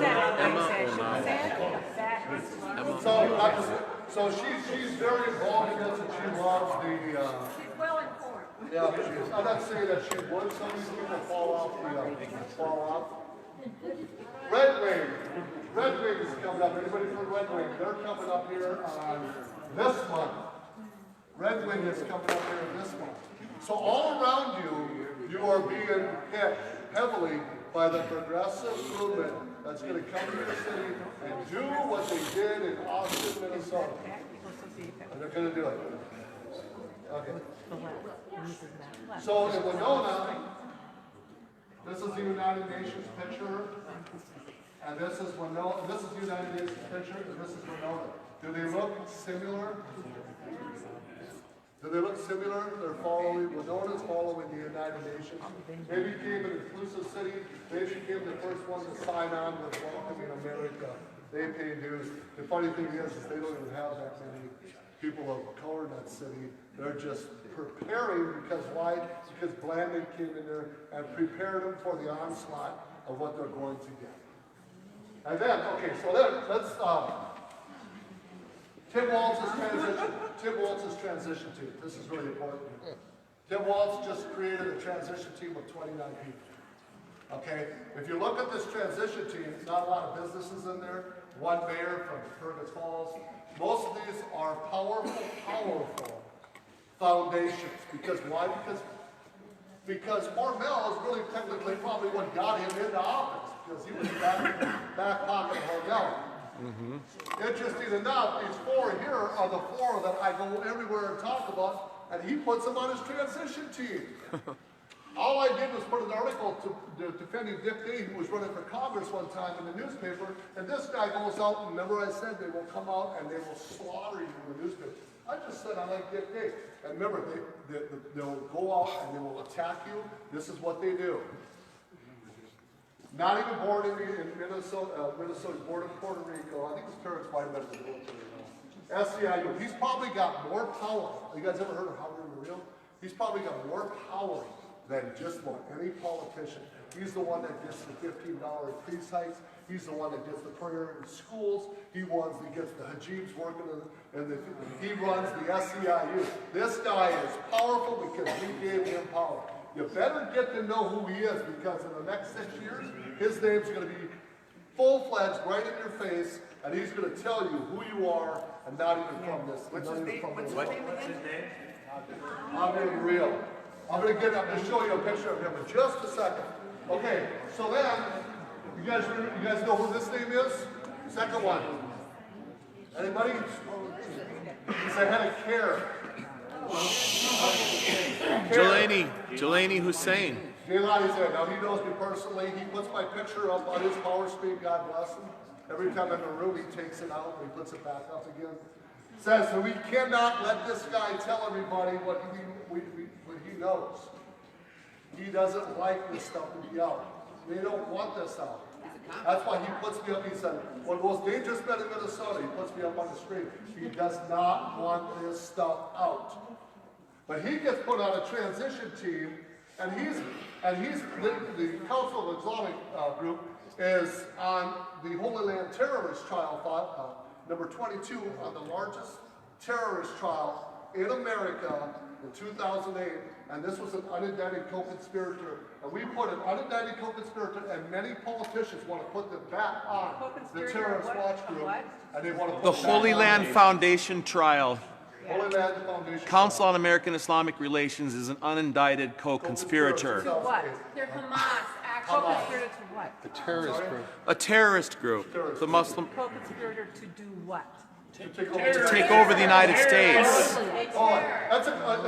She asked some good questions, and I love to answer It's questions because federal she's documents. here for Part of the federal record. In 2008, there was the largest. In 2008, there was the largest terrorist trial in the United States. What happened was, a guy named El Barassi and his wife were traveling across the Chesapeake Bay Bridge, and they were monitoring and they were photographing the pillars on the bridge because they were going to blow it up. So the Port Authority seen them driving down the road. They then arrest them, go to their house, and below the house they find a treasure trove of information. They found it in a safe box underneath, and they said they couldn't believe it was how they're going to take over America, how they're going to take over North America. I'm glad they got him. And That's good. explanatory memorandum. Well, anyways, they were on there. They were number 22 on the indicted co-conspirators. And many politicians want to put them back on. Do you want to see the documents? Even Tom Emmer, a congressman, says he has nothing to do with them. He thinks it's the most vile. I know. I get it, but I'm just telling you. Even the congressmen are like, this guy here had a Hormel. We went over Hormel and what they are. They run many of the different processing plants all the way even to Wisconsin. So this is really what Tim Wall's probably in the office. The last one here is Blandon Foundation. I told you Blandon is conversion. So here we are. We got 4 of the most powerful entities, and he puts them on his transition team, and then he starts working with the Indians. And what's really interesting about the Indian tribes that he puts in here is that Blandon is working inside the Indian tribes, trying to get them to be more inclusive. Wait a second, these are inclusive. Aren't these territories minorities? So they're working on there, and they're trying to get them more inclusive to bring more people into their culture. But you also got Tom McLaughlin, the former legislative chairman for the Minnesota Veterans of Foreign Wars, a retired Blue Earth County commissioner and a Marine combat veteran. Yep. You also got some people from the university Good point. and different colleges. I mean, it's not just all what's one the- viewpoint. Okay, that's this one common. here, Tawana Black, you gotta look her up. She has a very, very, illicit background. Look into her real heavily. President of the You're looking at, Laborers. yeah, you know what, you can pick and choose, but Right, why would exactly. why would you put a terrorist group on your transition team? Exactly. Okay, so here you are, number 22, Islamic terrorist group. You can see that this is them. They changed their name here because they didn't want anybody to know. So this is them. The United States group CARE is named by the United Arab Emirates, the largest Islamic group in the world, named CARE as the 82nd most powerful terrorist group in the world. That was named by the most powerful Muslim organization in the world, named CARE, a terrorist group. And what did we do? We put them on a transition team in Minnesota. Okay, so you can pick and choose all you want, but if you had a bowl full of M&Ms and you had 1,000, would you eat one? Would you eat all of them? Would you do one dead one, one I don't terrorist? eat the green ones. Okay. Okay, there might be a bad green one in there. Okay, so we go back to who? We go back to Javier. This is that. Now, Minneapolis Star Tribune says that he's the head of SCIU 26. The Minneapolis Star Tribune says, meet the thug of pastels. They said he's one of the most vicious individuals in Minnesota. And he is completely successful. And you can see he and his allies pushed for the statewide minimum wage hike, secure higher wages for workers, the hijabs, all of this stuff. This guy, again, not born here in Minnesota, but has a lot of power. Get used to that name because he's coming to you. He's coming your way. So I'm going to switch gears on you because now I know we're getting late, but there's some things that you have to get to. This is the sustainability of your community. This is Ban Ki-moon on the United Nations. He says in the inclusive cities resolutions that we see in all these cities when they want to be inclusive, he says if we get our towns and cities right, we'll be closer to achieving the SDGs. We have to get our cities right at the national level. He says that, Ban Ki-moon. And then, so you go to the Welcoming Cities resolution. This is the guy, you asked about that audit. You were asking about the audit. This is the guy, Jeff Johnson. He fought for the audit. He couldn't get it. This is the guy who was a henchman for Obama. He worked at a foundation for refugee resettlement in Tennessee. He then starts the Welcoming City Commission, and he then goes on to the United Nations and shakes the hand of Ban Ki-moon. They give him an award because he's multicultural to the cities in America through the Welcoming Cities Resolution. And he is targeting all the cities. So what happens when you go and you get on the Welcoming Cities Resolution? What happens? You don't vote on it. Remember I talked about no representation? You don't have a vote. Your city council does it.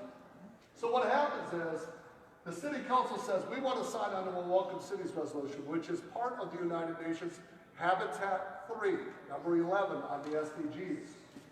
So what happens is your roots or your foundations go up the board, they go all the way, and this way and that way, and they pass out the grants.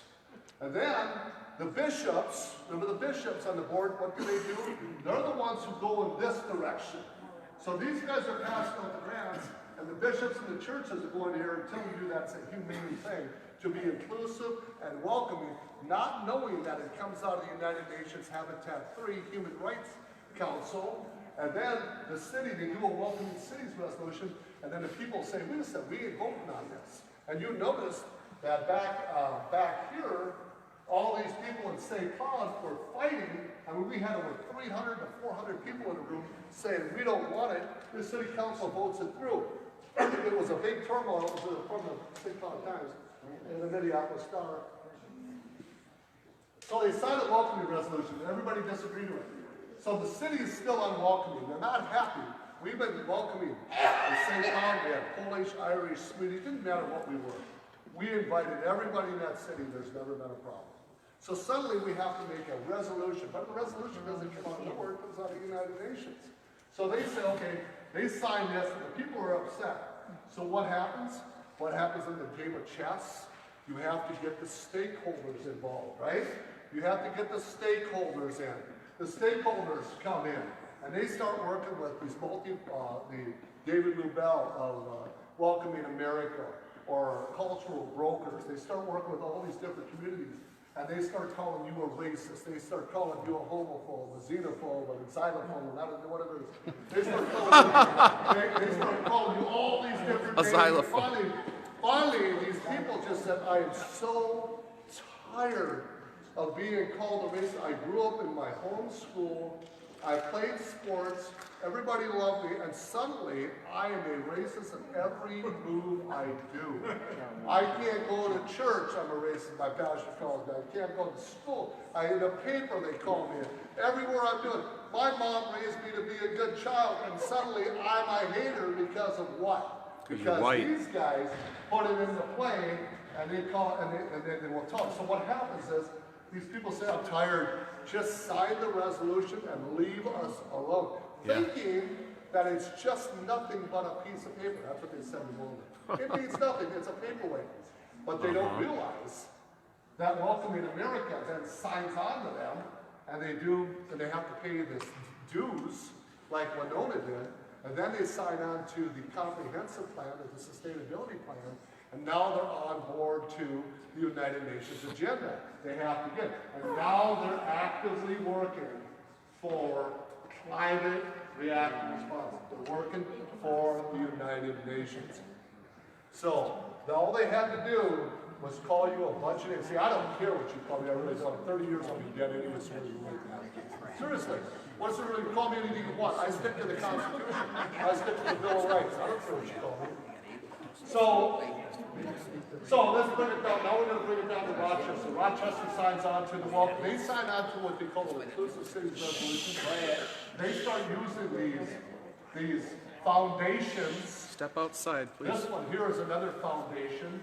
This one I want you to get to know. And this one here, I got to tell you, if there is a most maniacal thing I've ever had to come up against, I'm going to tell you a story, true story. This past summer, I asked somebody if they would get me into the League of Cities. Now, they kept this very quiet. Only the cities knew about that they were going to have this conference. Every city in Minnesota got invited. It was in St. Cloud. And I thought, I really want to go there. But you had to be a mayor, city councilman. You had to be something, right? Well, I asked a friend of mine, she got me as a guest. And she wasn't even under part of it. She done walked away with it. So anyways, we got in there, and we wanted to go to the Inclusive Cities meeting. We wanted to see what they were talking about. So I went down there, and what I witnessed, if I was one of those guys who, with a camera, I wished I could show you what I witnessed. They did movies on how Minnesotans are racist and white people are racist. That's how they started off our meeting. White people are racist. Then we got around the table. Now, most everybody in the room was white, except we had a black African across from me, broken English. But everybody would get Edina, Wyoming, all the cities. And so they started talking about how we were all racist. So then I'm sitting there listening to this, and it was like a reverse Ku Klux Klan meeting. I'm not kidding you. This is not a joke. They were vile in their presentation. So then, as they were going on in this presentation, they were talking about how they always had a Muslim lady up in the front, and she had the hijab on, and she was pounding her fist, and she said, "We need to get rid of these white laws, these American laws." And these mayors and city councilmen started cheering. Oh my God. I looked at this and said, "Are you kidding me?" They started cheering. "We need to get rid of these white laws."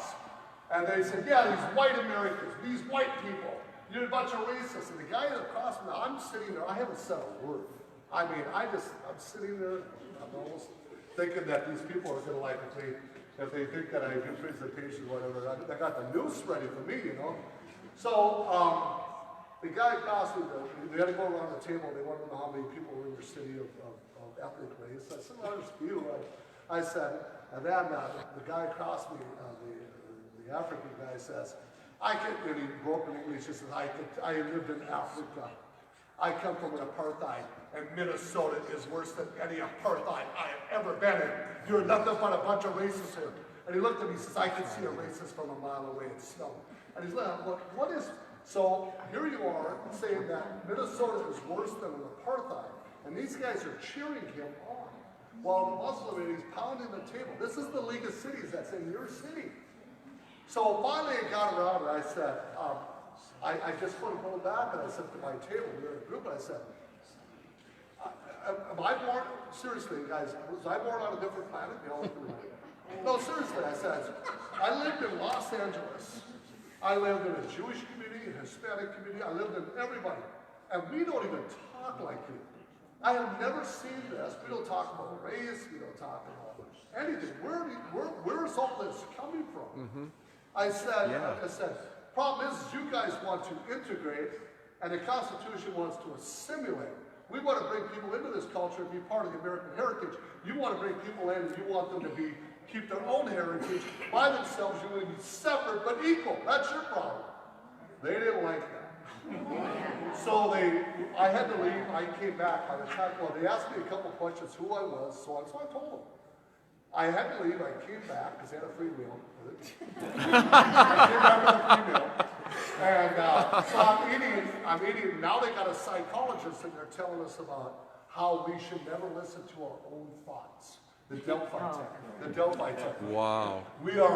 These thoughts are, and she's doing this whole array of how Delphi technique, and how we're psychologically, we're all screwed up people. And so they wanted to know who I was, so I told them. So anyways, well, I left there, and they wanted, so I left, and about 3 weeks later, I get this call, and asked me about going to speak. I said, yeah, I was there. And I said, can I call you back? I got some people here, I'll call you back. No, you can't have my number. But he said he was from the League of Cities. And I told him who I was. I didn't have my name or number. I had my name down. I didn't have my number, telephone number. They searched out my home. They searched out where I lived. They searched out my cell phone number. They searched my cell phone number. If you don't think that the government is watching you, following you, they searched out where I lived, my home number, cell number, what I was doing there. And this was the League of Cities. This is Big Brother. This is Minnesota. They want to know who you are and why you were there. And I told them, you're nothing but a bunch of racists. And I said, well, did you come back? I said, not only will I come back, I'm bringing people with me next time.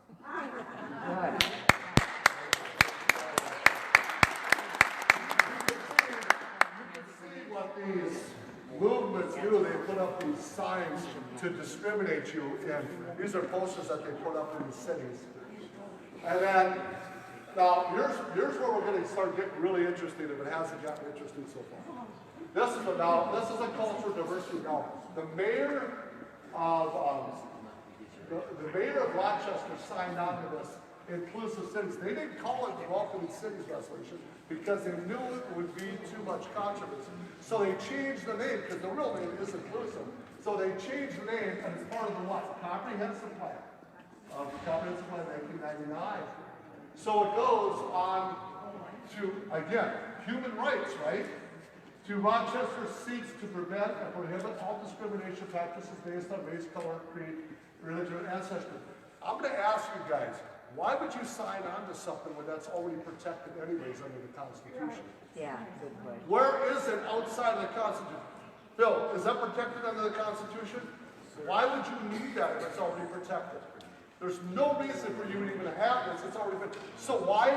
Because they're joining the United Nations resolution for inclusive cities and Human Rights Commission. Why? Oh, here's important. Why the Human Rights Commission? Why do they have a Human Rights Council in all the cities? You know why? Because this is an international law. This isn't American law.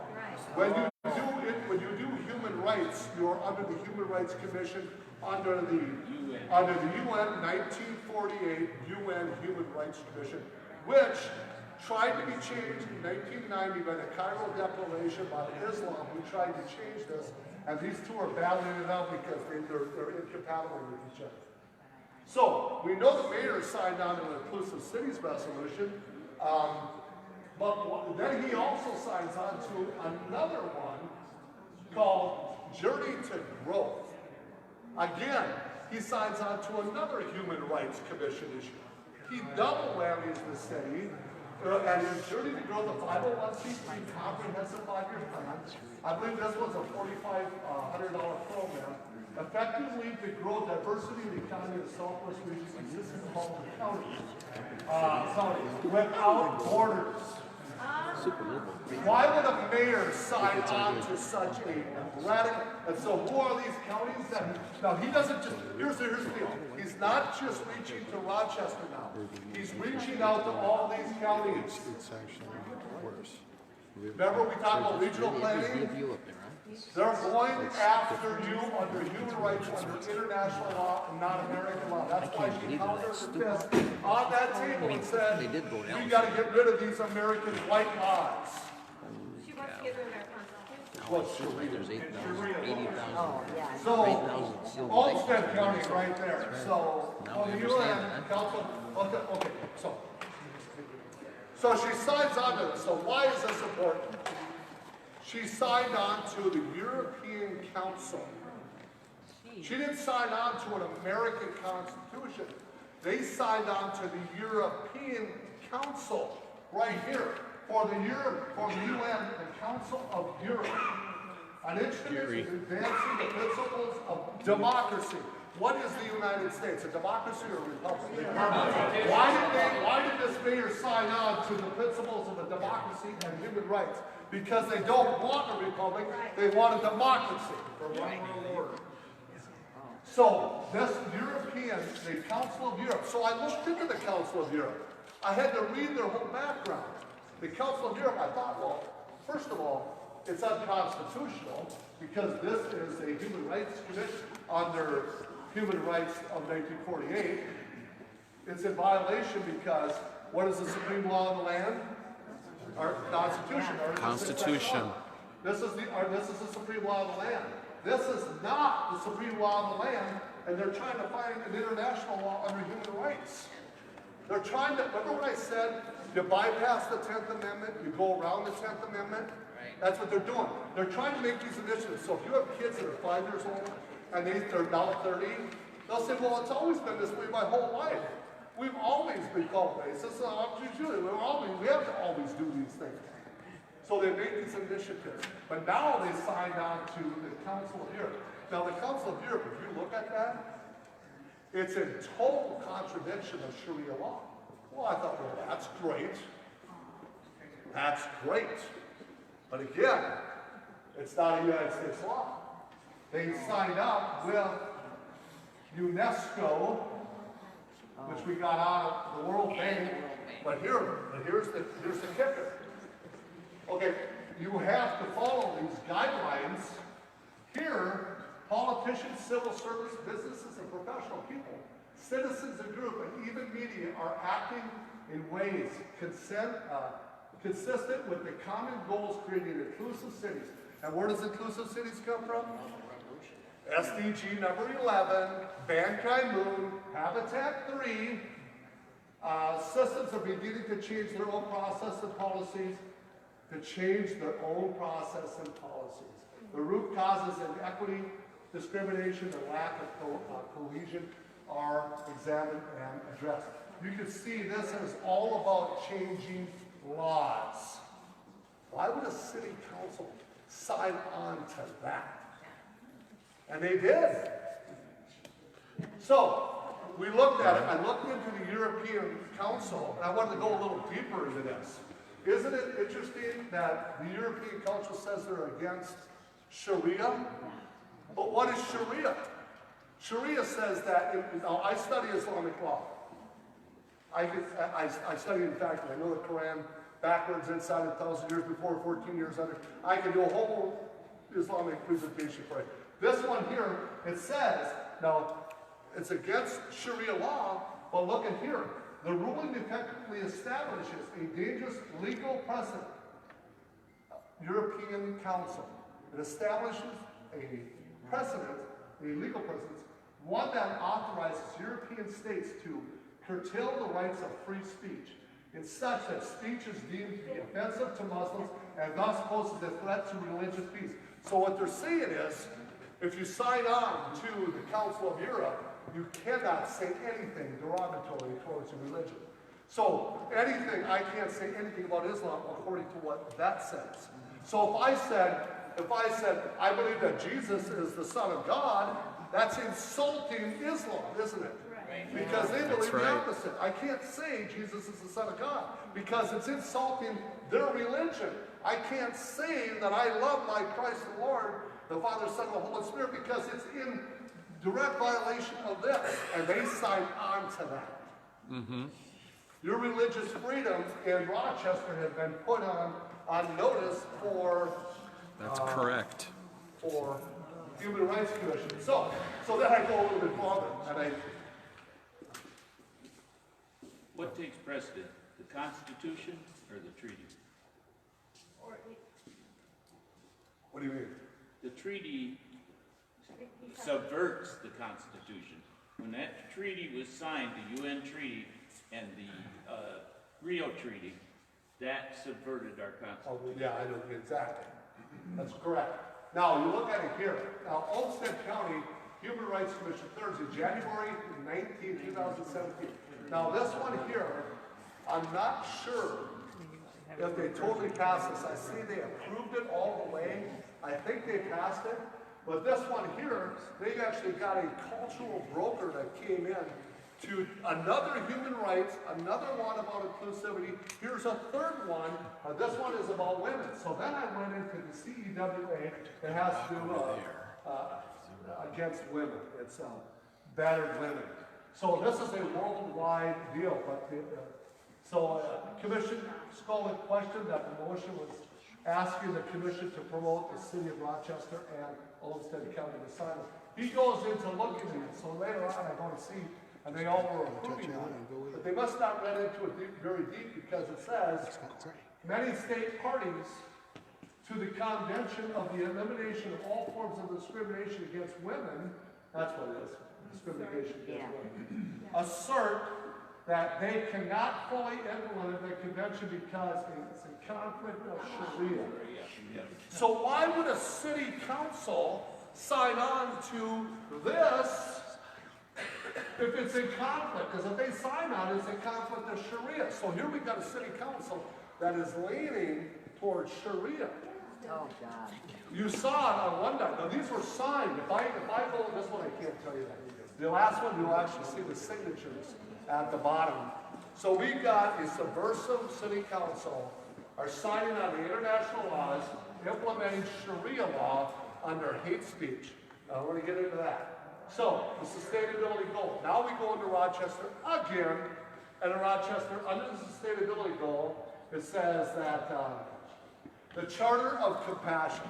Is there anybody here who is, I know Tori is here, raise his hand, godly Christian people, right? I bet there's a few in here. So, you're not going to like this one too much. The city signed on to the Charter of Compassion. Has anybody ever heard it?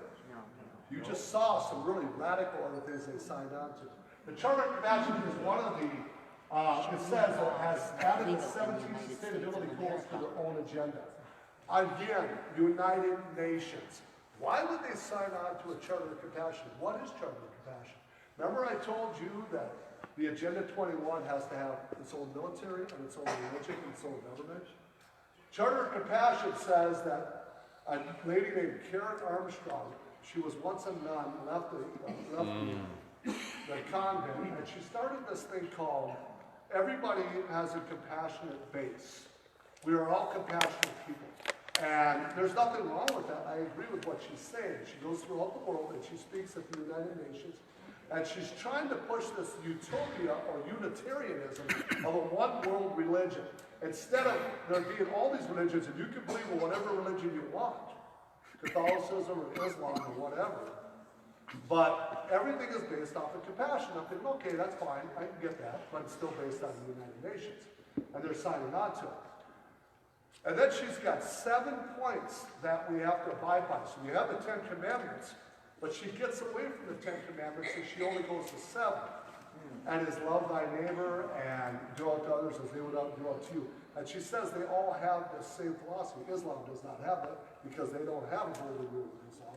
And they do not have love thy neighbor as they would unto you. So, but she says that all the religions are the same under the SDGs. So they want to go to this one world Unitarian religion where all the religions are the same. You can believe in Catholicism, but you must eliminate pieces of your religion that have any violence to it. So the first testament of the Bible would be eliminated. You would have to eliminate almost 86% of the Quran because of all the violence in the Quran. You have 149 verses of the sword. You have verses of Correct. the whole 9 chapter would have to be taken out because it says you must kill the infidel over and over again if they don't believe in Sharia. So all those verses out of the Quran would have to be taken out. But anything that has to do with any religion, that any violence has to be taken out. So she's saying you must eliminate and take the pieces out that are violent and always go into a compassionate and the 7 points of compassion. This is your one world religion. And they're going to this, and the United Nations is pushing the Charter of Compassion. So what does the city of Rochester do? They sign on to the Charter of Compassion without ever looking into it. Oh, Mayor Brady. And they sign on to this, written by 18 men and women from Scumbag. multiple countries and 6 different traditions, transcends religion, ideology, and so on and so forth. So they don't even, this is all written, this is written right up in the United Nations resolution, and this guy signs on to this. He's writing one after another human rights issue, and human rights is under the United Nations. So they can come back at you and say, this is what was written into our charter in this year. So, if we look at this Charter of Compassion, if you notice, the groups that have partnered up is the Unitarians and Islamic Corporation. This is the Islamic groups. But it's a Unitarian idea, right? It's a Unitarian. So who's the new mayor of Rochester? Kim Norton, What is she? Unitarian, She's a Universalist. Unitarian. She's part of the one world religion. She admits it. She's a Unitarian. She goes out there and she preaches. She's part of this Rochester Chamber of Commerce, the League of Women's City Borders. She's part of the NAACP. She goes on and on. Her list of what she does is enormous. But Rotary Club. She also- Christian based. She also tried taking our guns in 2008, or in 2012, and then also her and Lucas Dayton, they put Minnesota $37 billion in the hole by stealing money out of the pension funds. she did. Yeah, she's part of it. Yeah, I confronted her on it. You should She's have got a seen that. history behind her. I don't know. I just know of this and what she's done. I think Rochester's really digging themselves a hole. You go to with this one. statedata.org and you get the info on it. Go to 2016. Well, we're going to keep an eye on her She's a because she's one you want to. So we got to go to number 1, and we're getting close. We're going to go to number 1. This is the SDGs. They want a little bit of fun. Now, I got to show you these things because they're important. Remember I told you that the 9 BOLOGs, voluntary agencies from the federal government? There's not only 7 because now you see that the Catholic bishops made $551 million off the refugee resettlement. Wow. They get about 97%. So much I for know compassion. the Lutherans get 97, 98% federally funded. So I ask you something. If 2 of these disappeared after Trump dropped his numbers down from 85 to 40, that's what Thursday, and they start jumping ship, I ask you, Yeah. if it was about humanitarianism, why are they jumping ship? Because they ain't getting the money anymore. The money. That's right. So it's not about, it never was about humanitarianship. This was purely a profitable program for these people. And you see them jumping ship left and right. But these are the organizations that they make millions of. In 2008, they were at $300 million. And in 2015, they're at $1.8 billion. These guys are making That's a lot right, of they money, don't convert. and $5,000 a head out for refugee resettlement program. So, just in Minnesota, the tax, I'm gonna give you some numbers now. In Minnesota, we pay $870 million in welfare to refugees. Annually, the refugees are about $867 million in welfare benefits taxpayers pay each year. The taxpayers are billed about $1.8 billion in full cost for resettling refugees after 5 years. American taxpayers will have spent $8.8 billion. Good grief. That's a lot of money when they're working for low wages and not paying those state and federal taxes because they're below the $25,000 threshold. So they're getting all of that, not paying into the system, and then we're taking care of them with all these others. Ron? So if you look at Minnesota, there's 457,000 immigrants in Minnesota, but I actually got in a discussion with the Chamber of Commerce out of Minneapolis, and we had a conversation at a Rotary Club. They thought I was a Rotary Club member. There were 3 different clubs there. I stuck my way in there. And but anyways, he started bragging about how they have $8.9 billion worth of money that they contribute back into the system. And I thought, wow, that's a lot of money, 8.9. Hey, they contribute, these refugees and immigrants, they put so much money back in there, we need more. And we're about to lose Electrolux, which is 900 jobs in St. Cloud. So all the businessmen are like, you want us to bring in more people? We're losing 900 jobs. How is he going to sell this, right? But they want us to bring in more. Yeah. So it goes on to talk about that. I said, well, let me ask you a question. If 8.9 billion, I said, how do you explain the remittance program when a refugee sends a large portion of his payments home to his country? I said, Mexico just hit their top at $28 billion last year. We are the second leading GDP to Mexico. Did you know that? The remittance program that's supposed to be here to pay for your roads, your police department, your taxes, your schools, they're taking that money and they're taking it back to their homeland. And now remember, $1 in Mexico is probably worth $15 here, right? So for them to send $300 home a week, that when they leave here, they can live like kings back there. So they're sending home. Do you know what the worldwide remittance program is? Money leaving countries, $414 billion a year. Minnesota gives $28 billion just to Mexico alone each year. Wow. Here's where Trump is correct, and I hope he does this. I don't put the ball over if he don't, but he could say, okay, here's the deal. Mexico will build a wall because all I have to do is shut the remittance program down. They don't get the $28 billion. It stays here. Boom. It stays in our economy, and we build the wall for a lot less than that. That whole argument he's saying is absolutely 100% true. Shut the remittance program down. We, as one of you probably heard about the $100 million going out in suitcases in child care. That's all remittance called Hawala.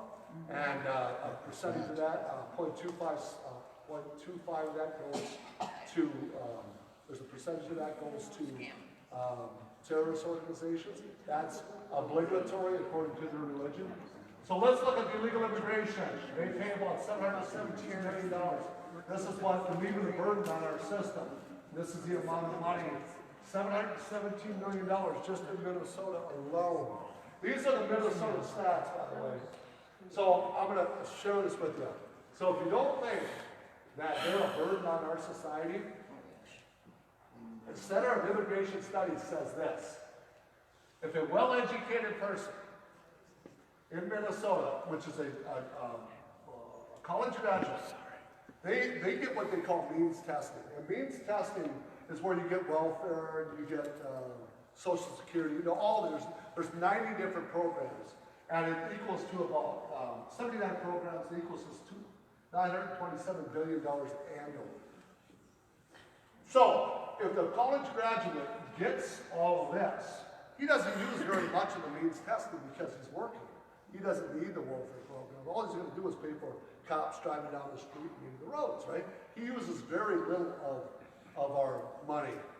So he only receives about $25,000 in benefits to keep him secure for roads and highways.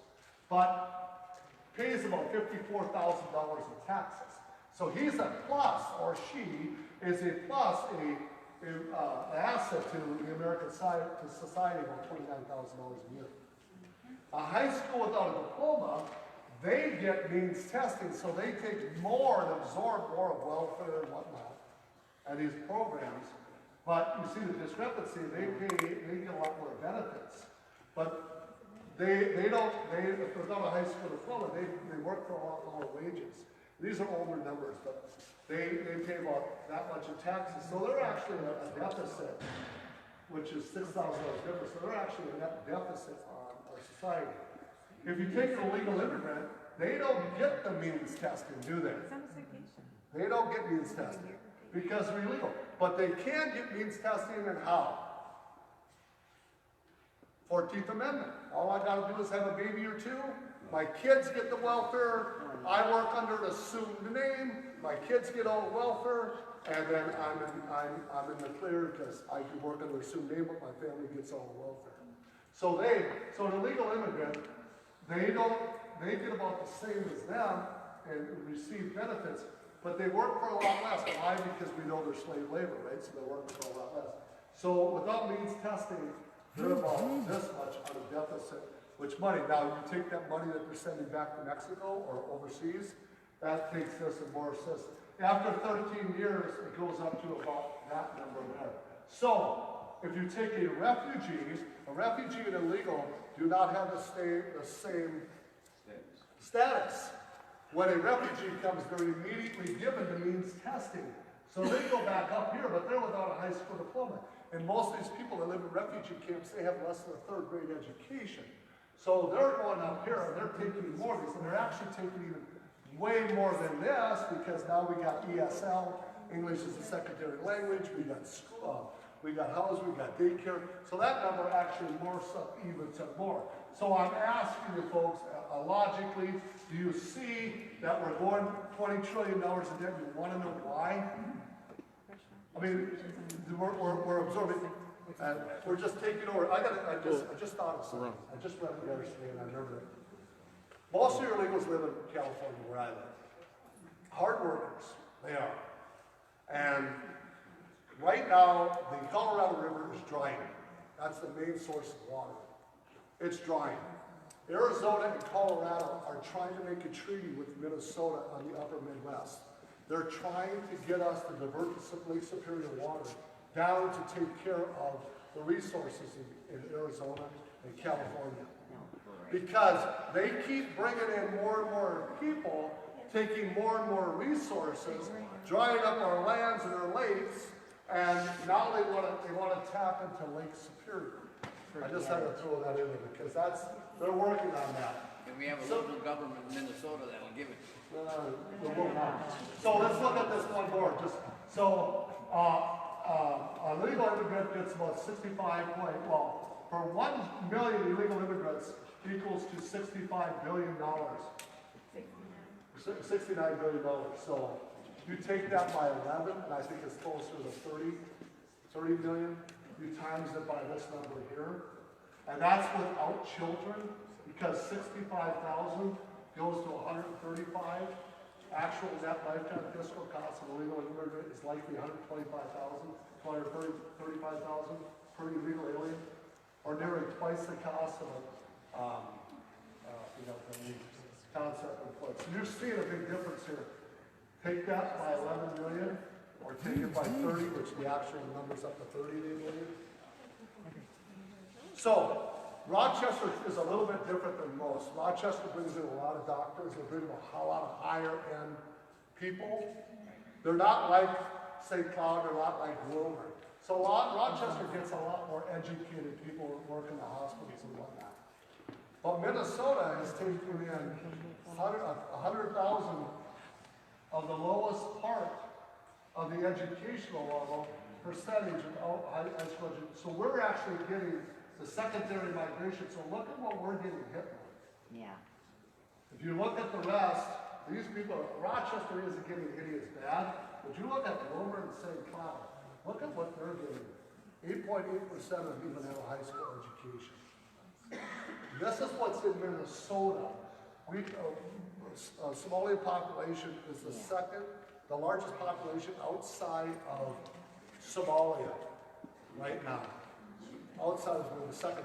Minnesota is the #1 secondary migration for refugees and Somalis in the nation. We are number Probably more one. Germans here too than there are in probably the second in German or Nordic to Norway and Germany.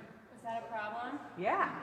Well, they're educated. I don't understand the question. I don't Yeah, tell us the meaning of that. No, I don't know. No, she's right. So what does it mean? You made a statement. What does it mean? It means that it's a part of the population, just like the Germans. We're a lot of Germans here. We all migrated Okay, here. so We all migrated Are they here. legal? again, let's Are they clarify legal? this. Let's clarify No. between 1880 and 1940, we had the largest population, German population. And that's when we had the Germans coming over here from the German. The reason they settled up in this country is because it basically mimicked Germany. Secondly, is the Mississippi River divided the Louisiana territory from the original territory. So when Minnesota became a state in 1858, they needed to have what they call people occupy that land because the land wasn't even occupied. So they brought all the Germans. Now at that time, yes, they brought a lot of Germans over here. They did have a potato famine from the Irish. They brought them over here. But when they brought them over here, they didn't have what at that time? They didn't have the technology, we didn't have the welfare, we didn't have anything. They came in there on their own volition. If they didn't make it, they lost. Charity. They They gave would land lose to their farm. farm. Their lives. And it was bad times for those people. They didn't get the welfare, they didn't get the Yeah. free They got rights. land. They got And land. they could lose the land if they didn't prosper the land. Exactly. They could lose the land very fast. They didn't have the elevators. They So started you from think we should have scratch. Somalians in?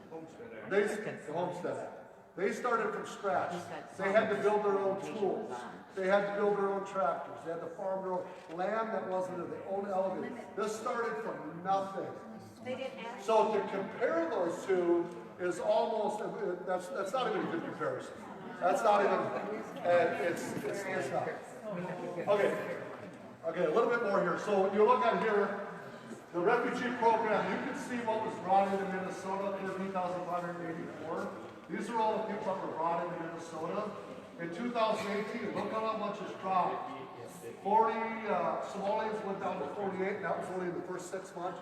They're actually at 0 right now. Liberia's at 0. So you're seeing a big difference in what's coming in here now. This is really good for a lot of reasons, because now it gives the opportunity of the refugees that are here to assimilate faster without nation building.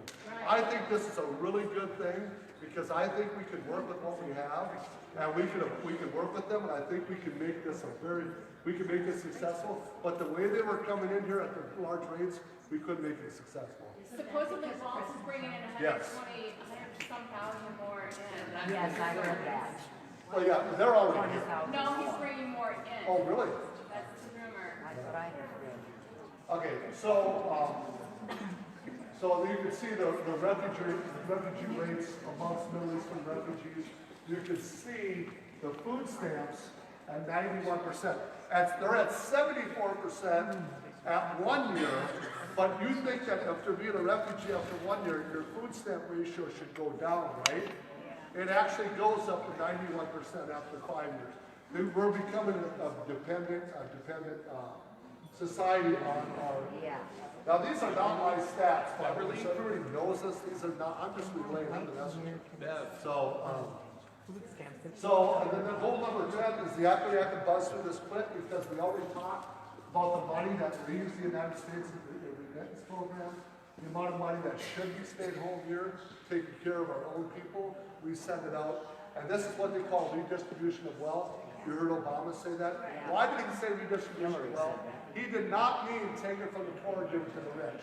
According to the SDGs, he was taking it from the rich countries and giving it to the poor countries. That's the definition of sustainability. The owners of the building would like to ask you to leave the venue at this point. The owners of the building are asking you to gather your belongings and leave. So would you be willing to do that? I don't know. Anyway, so then you've got the remittance program here. We don't need to know who the owners of the So building we are. got the You're being remittance asked to program. leave the You see the money venue. leaving here at a hard rate. You can and grab that your money should baggage stay. and you can leave the facility immediately. You're being asked to leave Okay. by the organizers of the event and the owner of the building. He's the No, no, ma'am, we're not here to debate it any further. There's no further discussion. Do you want me to leave? I want you to leave the facility. You said that I'm asking You're a leaving the question. facility. Ron, You can during step the up break, and pick up go. those two pieces. Grab your baggage and leave the He room. said that I've asked some very good questions. Yeah, take a look So at it. I'm sorry that I am more open-minded That's than you are. inclusion Yes, I don't have and a hole in my compassion. head. And read Well, my note. obviously you don't, because you don't have any air in there to let out. This guy is up here telling Thank us you. to question what we're being told, and she's doing exactly that to him. Yep, that's okay. I mean, isn't this I don't think she's freedom of speech? I think we're being Isn't this asked- freedom of speech? No, it's And- not. And questioning? But he's not. You're not listening and you've been disrupting the event. You're being asked to leave the You're event. actually the one who's disrupting. Yes, I am. I'm finishing it. Let's be civil. Yes, I am a piece of work. I understand, okay, let me just focus on it just for a second. I don't mind that, and I'll tell you why. Because this is a power. I don't mind that. I'm just trying to reach her in a way that I need to reach liberals as much as I need to reach. So we already have concerns. I personally think this is a mistake. And you did a good job. God help us.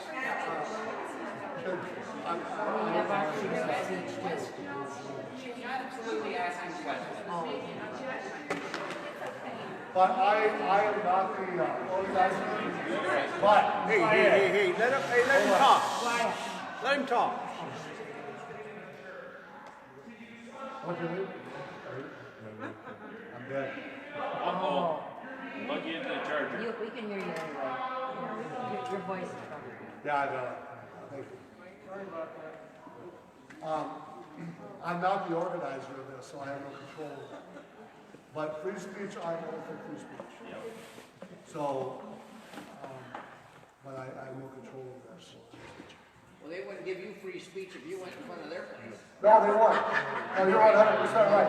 But well, Yeah, true. but you gotta be That's what better we're than your fighting. opponent. You have to be better than your opponent. Yes, you do.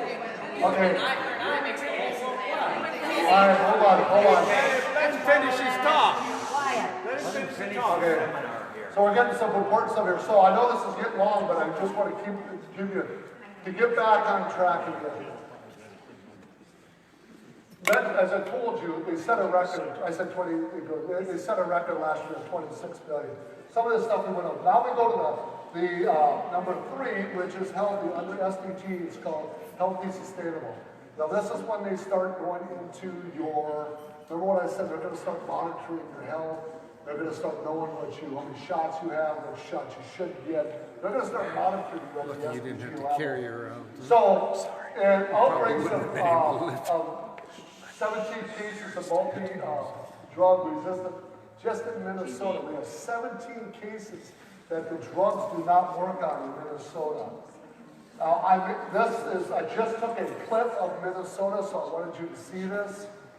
If you look at this, there's a lot of zeros up there, isn't there? Yeah. If you look at this, there's zero across the board, but let's look at Olmsted. This is the amount of tuberculosis in Olmsted County. In 2003, 13, 10, 15, 24, 40, it goes on and on. 171. You guys could put 80, 75 counties together and you would beat every single county when it comes to the tuberculosis cases. So this is an alarming picture. This is your county. So if you look at your county, you've got Hennepin, if you got Hennepin and Minneapolis, look at here, Hennepin County. They have 1,252 tuberculosis cases. If you take Edina, Bloomington, and Ridgefield, they have 103. These 3 major cities, you guys are 171. What is that telling you about your tuberculosis cases in Minnesota? It's bad down here. This is really an issue that you guys need to pay attention to, what you're, when she sneezes. Good ad lib, I like it. All right, cover her up. Okay, so let's look at the poverty rates. The poverty rates, it says the poverty rate for a native-born person in Rochester is around 9.2. That's below the state average and the national average. But if you look at the poverty rate amongst foreign-born, they're at 25%. So I'm asking you the question, if you cannot take care of, you want to keep bringing more and more people into this country, you want to keep bringing more and more into this city, and you can't take care of what you have already, you got a problem. Because if you can't take care of your children, and they're at 25% poverty level, below poverty, why do you want more here? You can't take care of what you have now. It doesn't make any sense. Let's bring in more people. Let's create more poverty. If you create more poverty, then what? Then we create more programs. Yes. More programs create what? Yeah. You know? And I want you all, I've been showing these graphs wherever I go, and something just happened since the last time I was in Rochester. Do I believe that they're monitoring me? Do I believe that they're watching me on YouTube? You know why? This graph here, when I go look up the poverty rate, because I always show each city what the poverty rate is, you know what they did? They changed. This says, nope, this says native born, and this one says native born. Really? Oh. They changed it. They will not let you know. It still has the same stats, you gotta know how to read it. They don't want you to know that there's a foreign-born population in here. They changed the stats under Minnesota. They're taking out the word foreign, they're taking out the word illegal, they're taking out a lot of words. So you can't track this anymore. You can't track this. Their government is playing a trick on you. They don't want, and I can pull this up for you. I can't find it anymore. It says native born. I know what it is, but I know what it is. Native born, native born. They must be tracking me because I'm the only one showing these stats. Nope. Colors are the same. They just took the words out. Yeah. Yep. changed the words, yes. Native born, native born. So in Rochester, Minnesota, you have a black poverty rate. This is unbelievable. You guys, remember I just told you it was 25%? If you go into the blacks, you're at 43%, almost 44% below poverty. If you can't take care of your own citizens, why are you bringing more in? This is your area. So if we look at 2012, I know it's an old graph, but you can see all these people at the state average as you cross. But if you look at the small end rate, they're still in the 60 percentile. And their unemployment rate is up in that area too. But the thing is, this is a globalist plan all along. Yes. They've been trying to do this with all the first world countries. So now, the last part of this is where I really want to hit home with you guys, because I think this is the most important part. Well, a lot of it's important. I go out and I speak. I went to Sioux Falls, South Dakota to talk about free speech. First right amendment. When they found out I was coming, they banned me from the city. Yeah, figures. Now, they said that they put it out there, they banned me from doing any event there, because why? Because they signed on to an inclusive cities resolution that people like me can't speak in cities like them. They banned me, Sharon Haney, Phil Haney,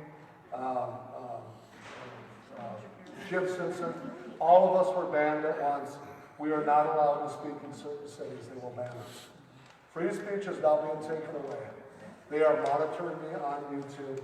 I believe that someday you'll probably hear my name on the front page of the newspaper. And I'll be died by an accident or something, it'll be something strange. But they something, they don't want this message out. So what does the First Amendment protect? This is your First Amendment. So when I went there, and when I was at St. Cloud, they stopped me from speaking at the Legion. So they stopped I wanted to speak about I lost my freedom of assembly, and I lost my freedom of speech. I wanted to talk about religion, I couldn't do that. And when we went to petition our own government, they wouldn't listen to us. So this is what they're doing. And you must know that this is written up in the refugee guide. It says that refugees and immigrants are entitled to the same universal rights. Where does that come from? Yeah. United Nations. And the fundamental freedoms which must be respected, protected, and fulfilled at all times. However, migrants and refugees are a distinct group governed by separate legal framework. See that? Refugees are in a different category than citizens. Even though they're considered citizens after when they get here, they're under the Human Rights Commission under the United Nations and not under the auspice of the Constitution. They got the Constitution and they got the United Nations Human Rights Commission protecting them. And then they got their own, in some cases, their own laws of Sharia. So it says only refugees are entitled to specific international protection as defined by the International Refugee Law. Wow. Separate but equal. They say they're citizens, they're separate but equal. That's why they get away with so much. You know, we hear about stuff they do in the news because they are protected under international law. So the term Islamophobia, we hear that a lot.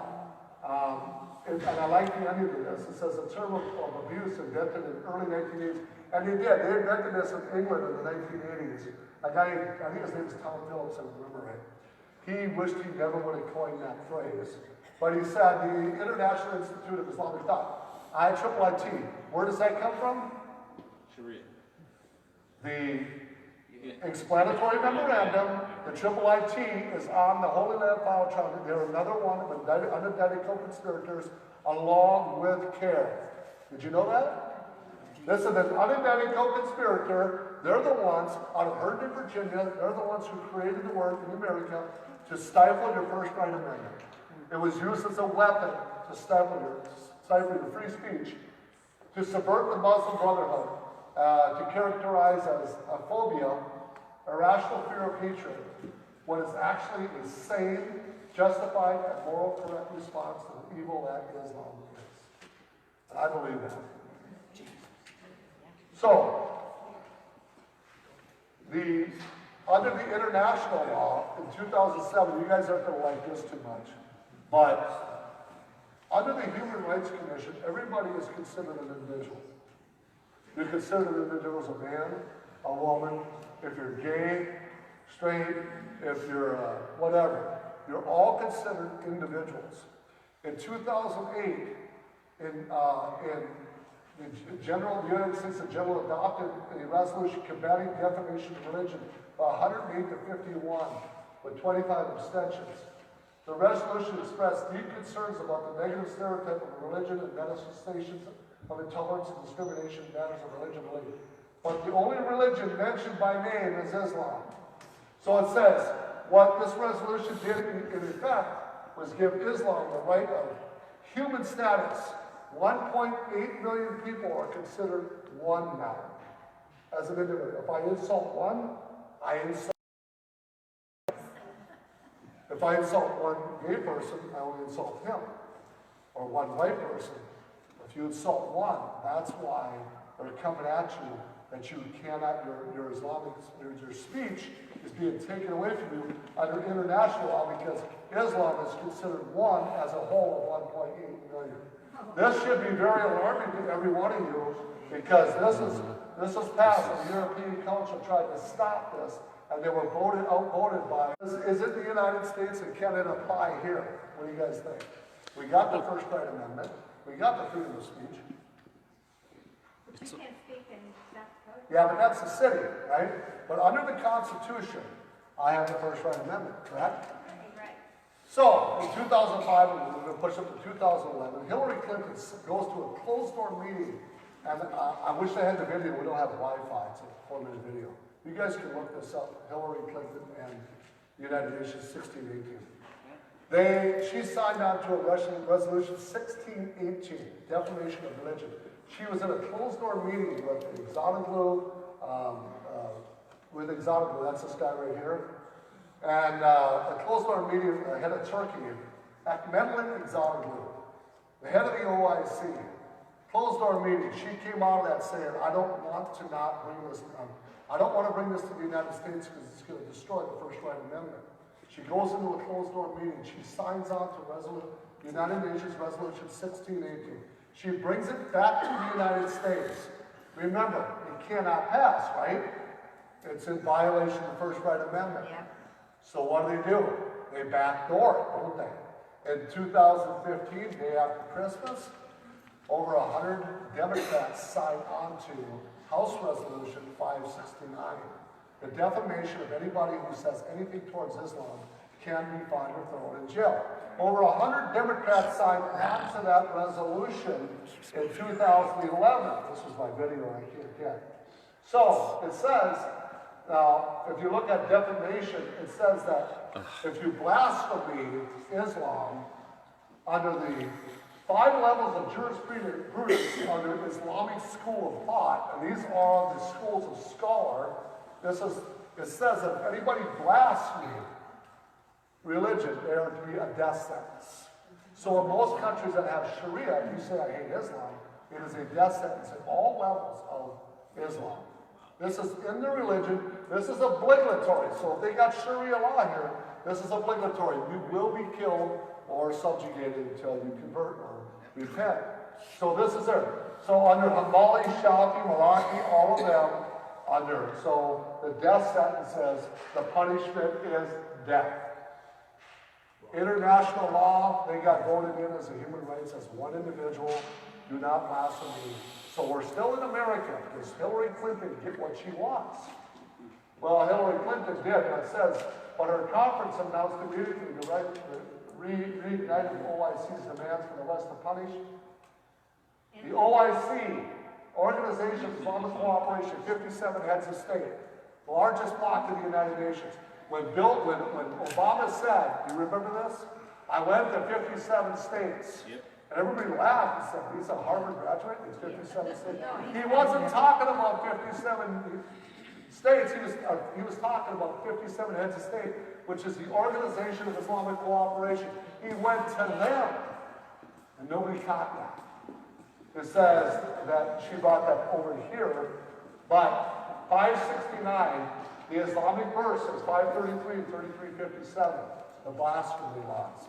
She brings it over here. It says, condemning hate, bigotry, and violence and rhetoric towards Muslims. 569. So, does that mean anything? No, it means nothing. 100 Democrats signed on to it. It means nothing at this point. They can't get anybody to pass this. But they're pushing for it, right? So they have to change the terminology. They then, the anti-defamation, the Jewish population gets involved, and they want to be added to the list. So they add them, so they change. This is have you noticed this is the interpretation that all Muslims is included? So we go into here, and you can see Keith Ellison's name's right at the top, along with who? Tim Walz. Nolan, they signed on to it. So Tim Walz is the right directly in your face to take away your right to free speech when it comes to religion. And our guns. He's on his way. This is so important. This is so important, guys. So then, what does Keith Ellison? He holds up the Antifa. Yeah. Remember that? Yeah. So he's smiling. He holds that up. So now, 569 doesn't go anywhere. They had to change the terminology, right? Had to change the terminology. They had to include a few more. They had to say Sikhs, Hindus, minorities, blacks, Christian or Jews. But what name is missing out of there? Christian. Christians is missing. On United Senate Resolution 118, Kamala Harris, Feinstein, and one Republican. One Republican sign on and sponsor the bill to take away the First Right Amendment to all Christians. He signs on, Mark Rubio signs on the Senate Resolution. Mark Rubio. So Mark Rubio, and if you look up, it'll say he is a treasonous to the First Amendment, he is a treasonous to the United States Constitution. He signs on to this, but again, it doesn't go anywhere, so they, oh, I take that back. I take that back. This was passed at the United States Senate. It passed. This passed the Senate. So now what does that mean? It's sitting in the House right now. This close. They got 67 signatures, 42 of them are Republicans right now, and they're getting more and more signatures.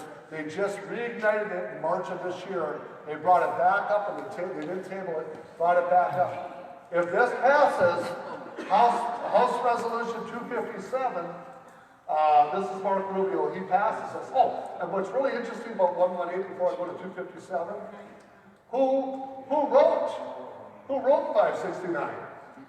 Was it our government? No, look who wrote it. The organization of Emerge USA, the former USA, a Muslim organization.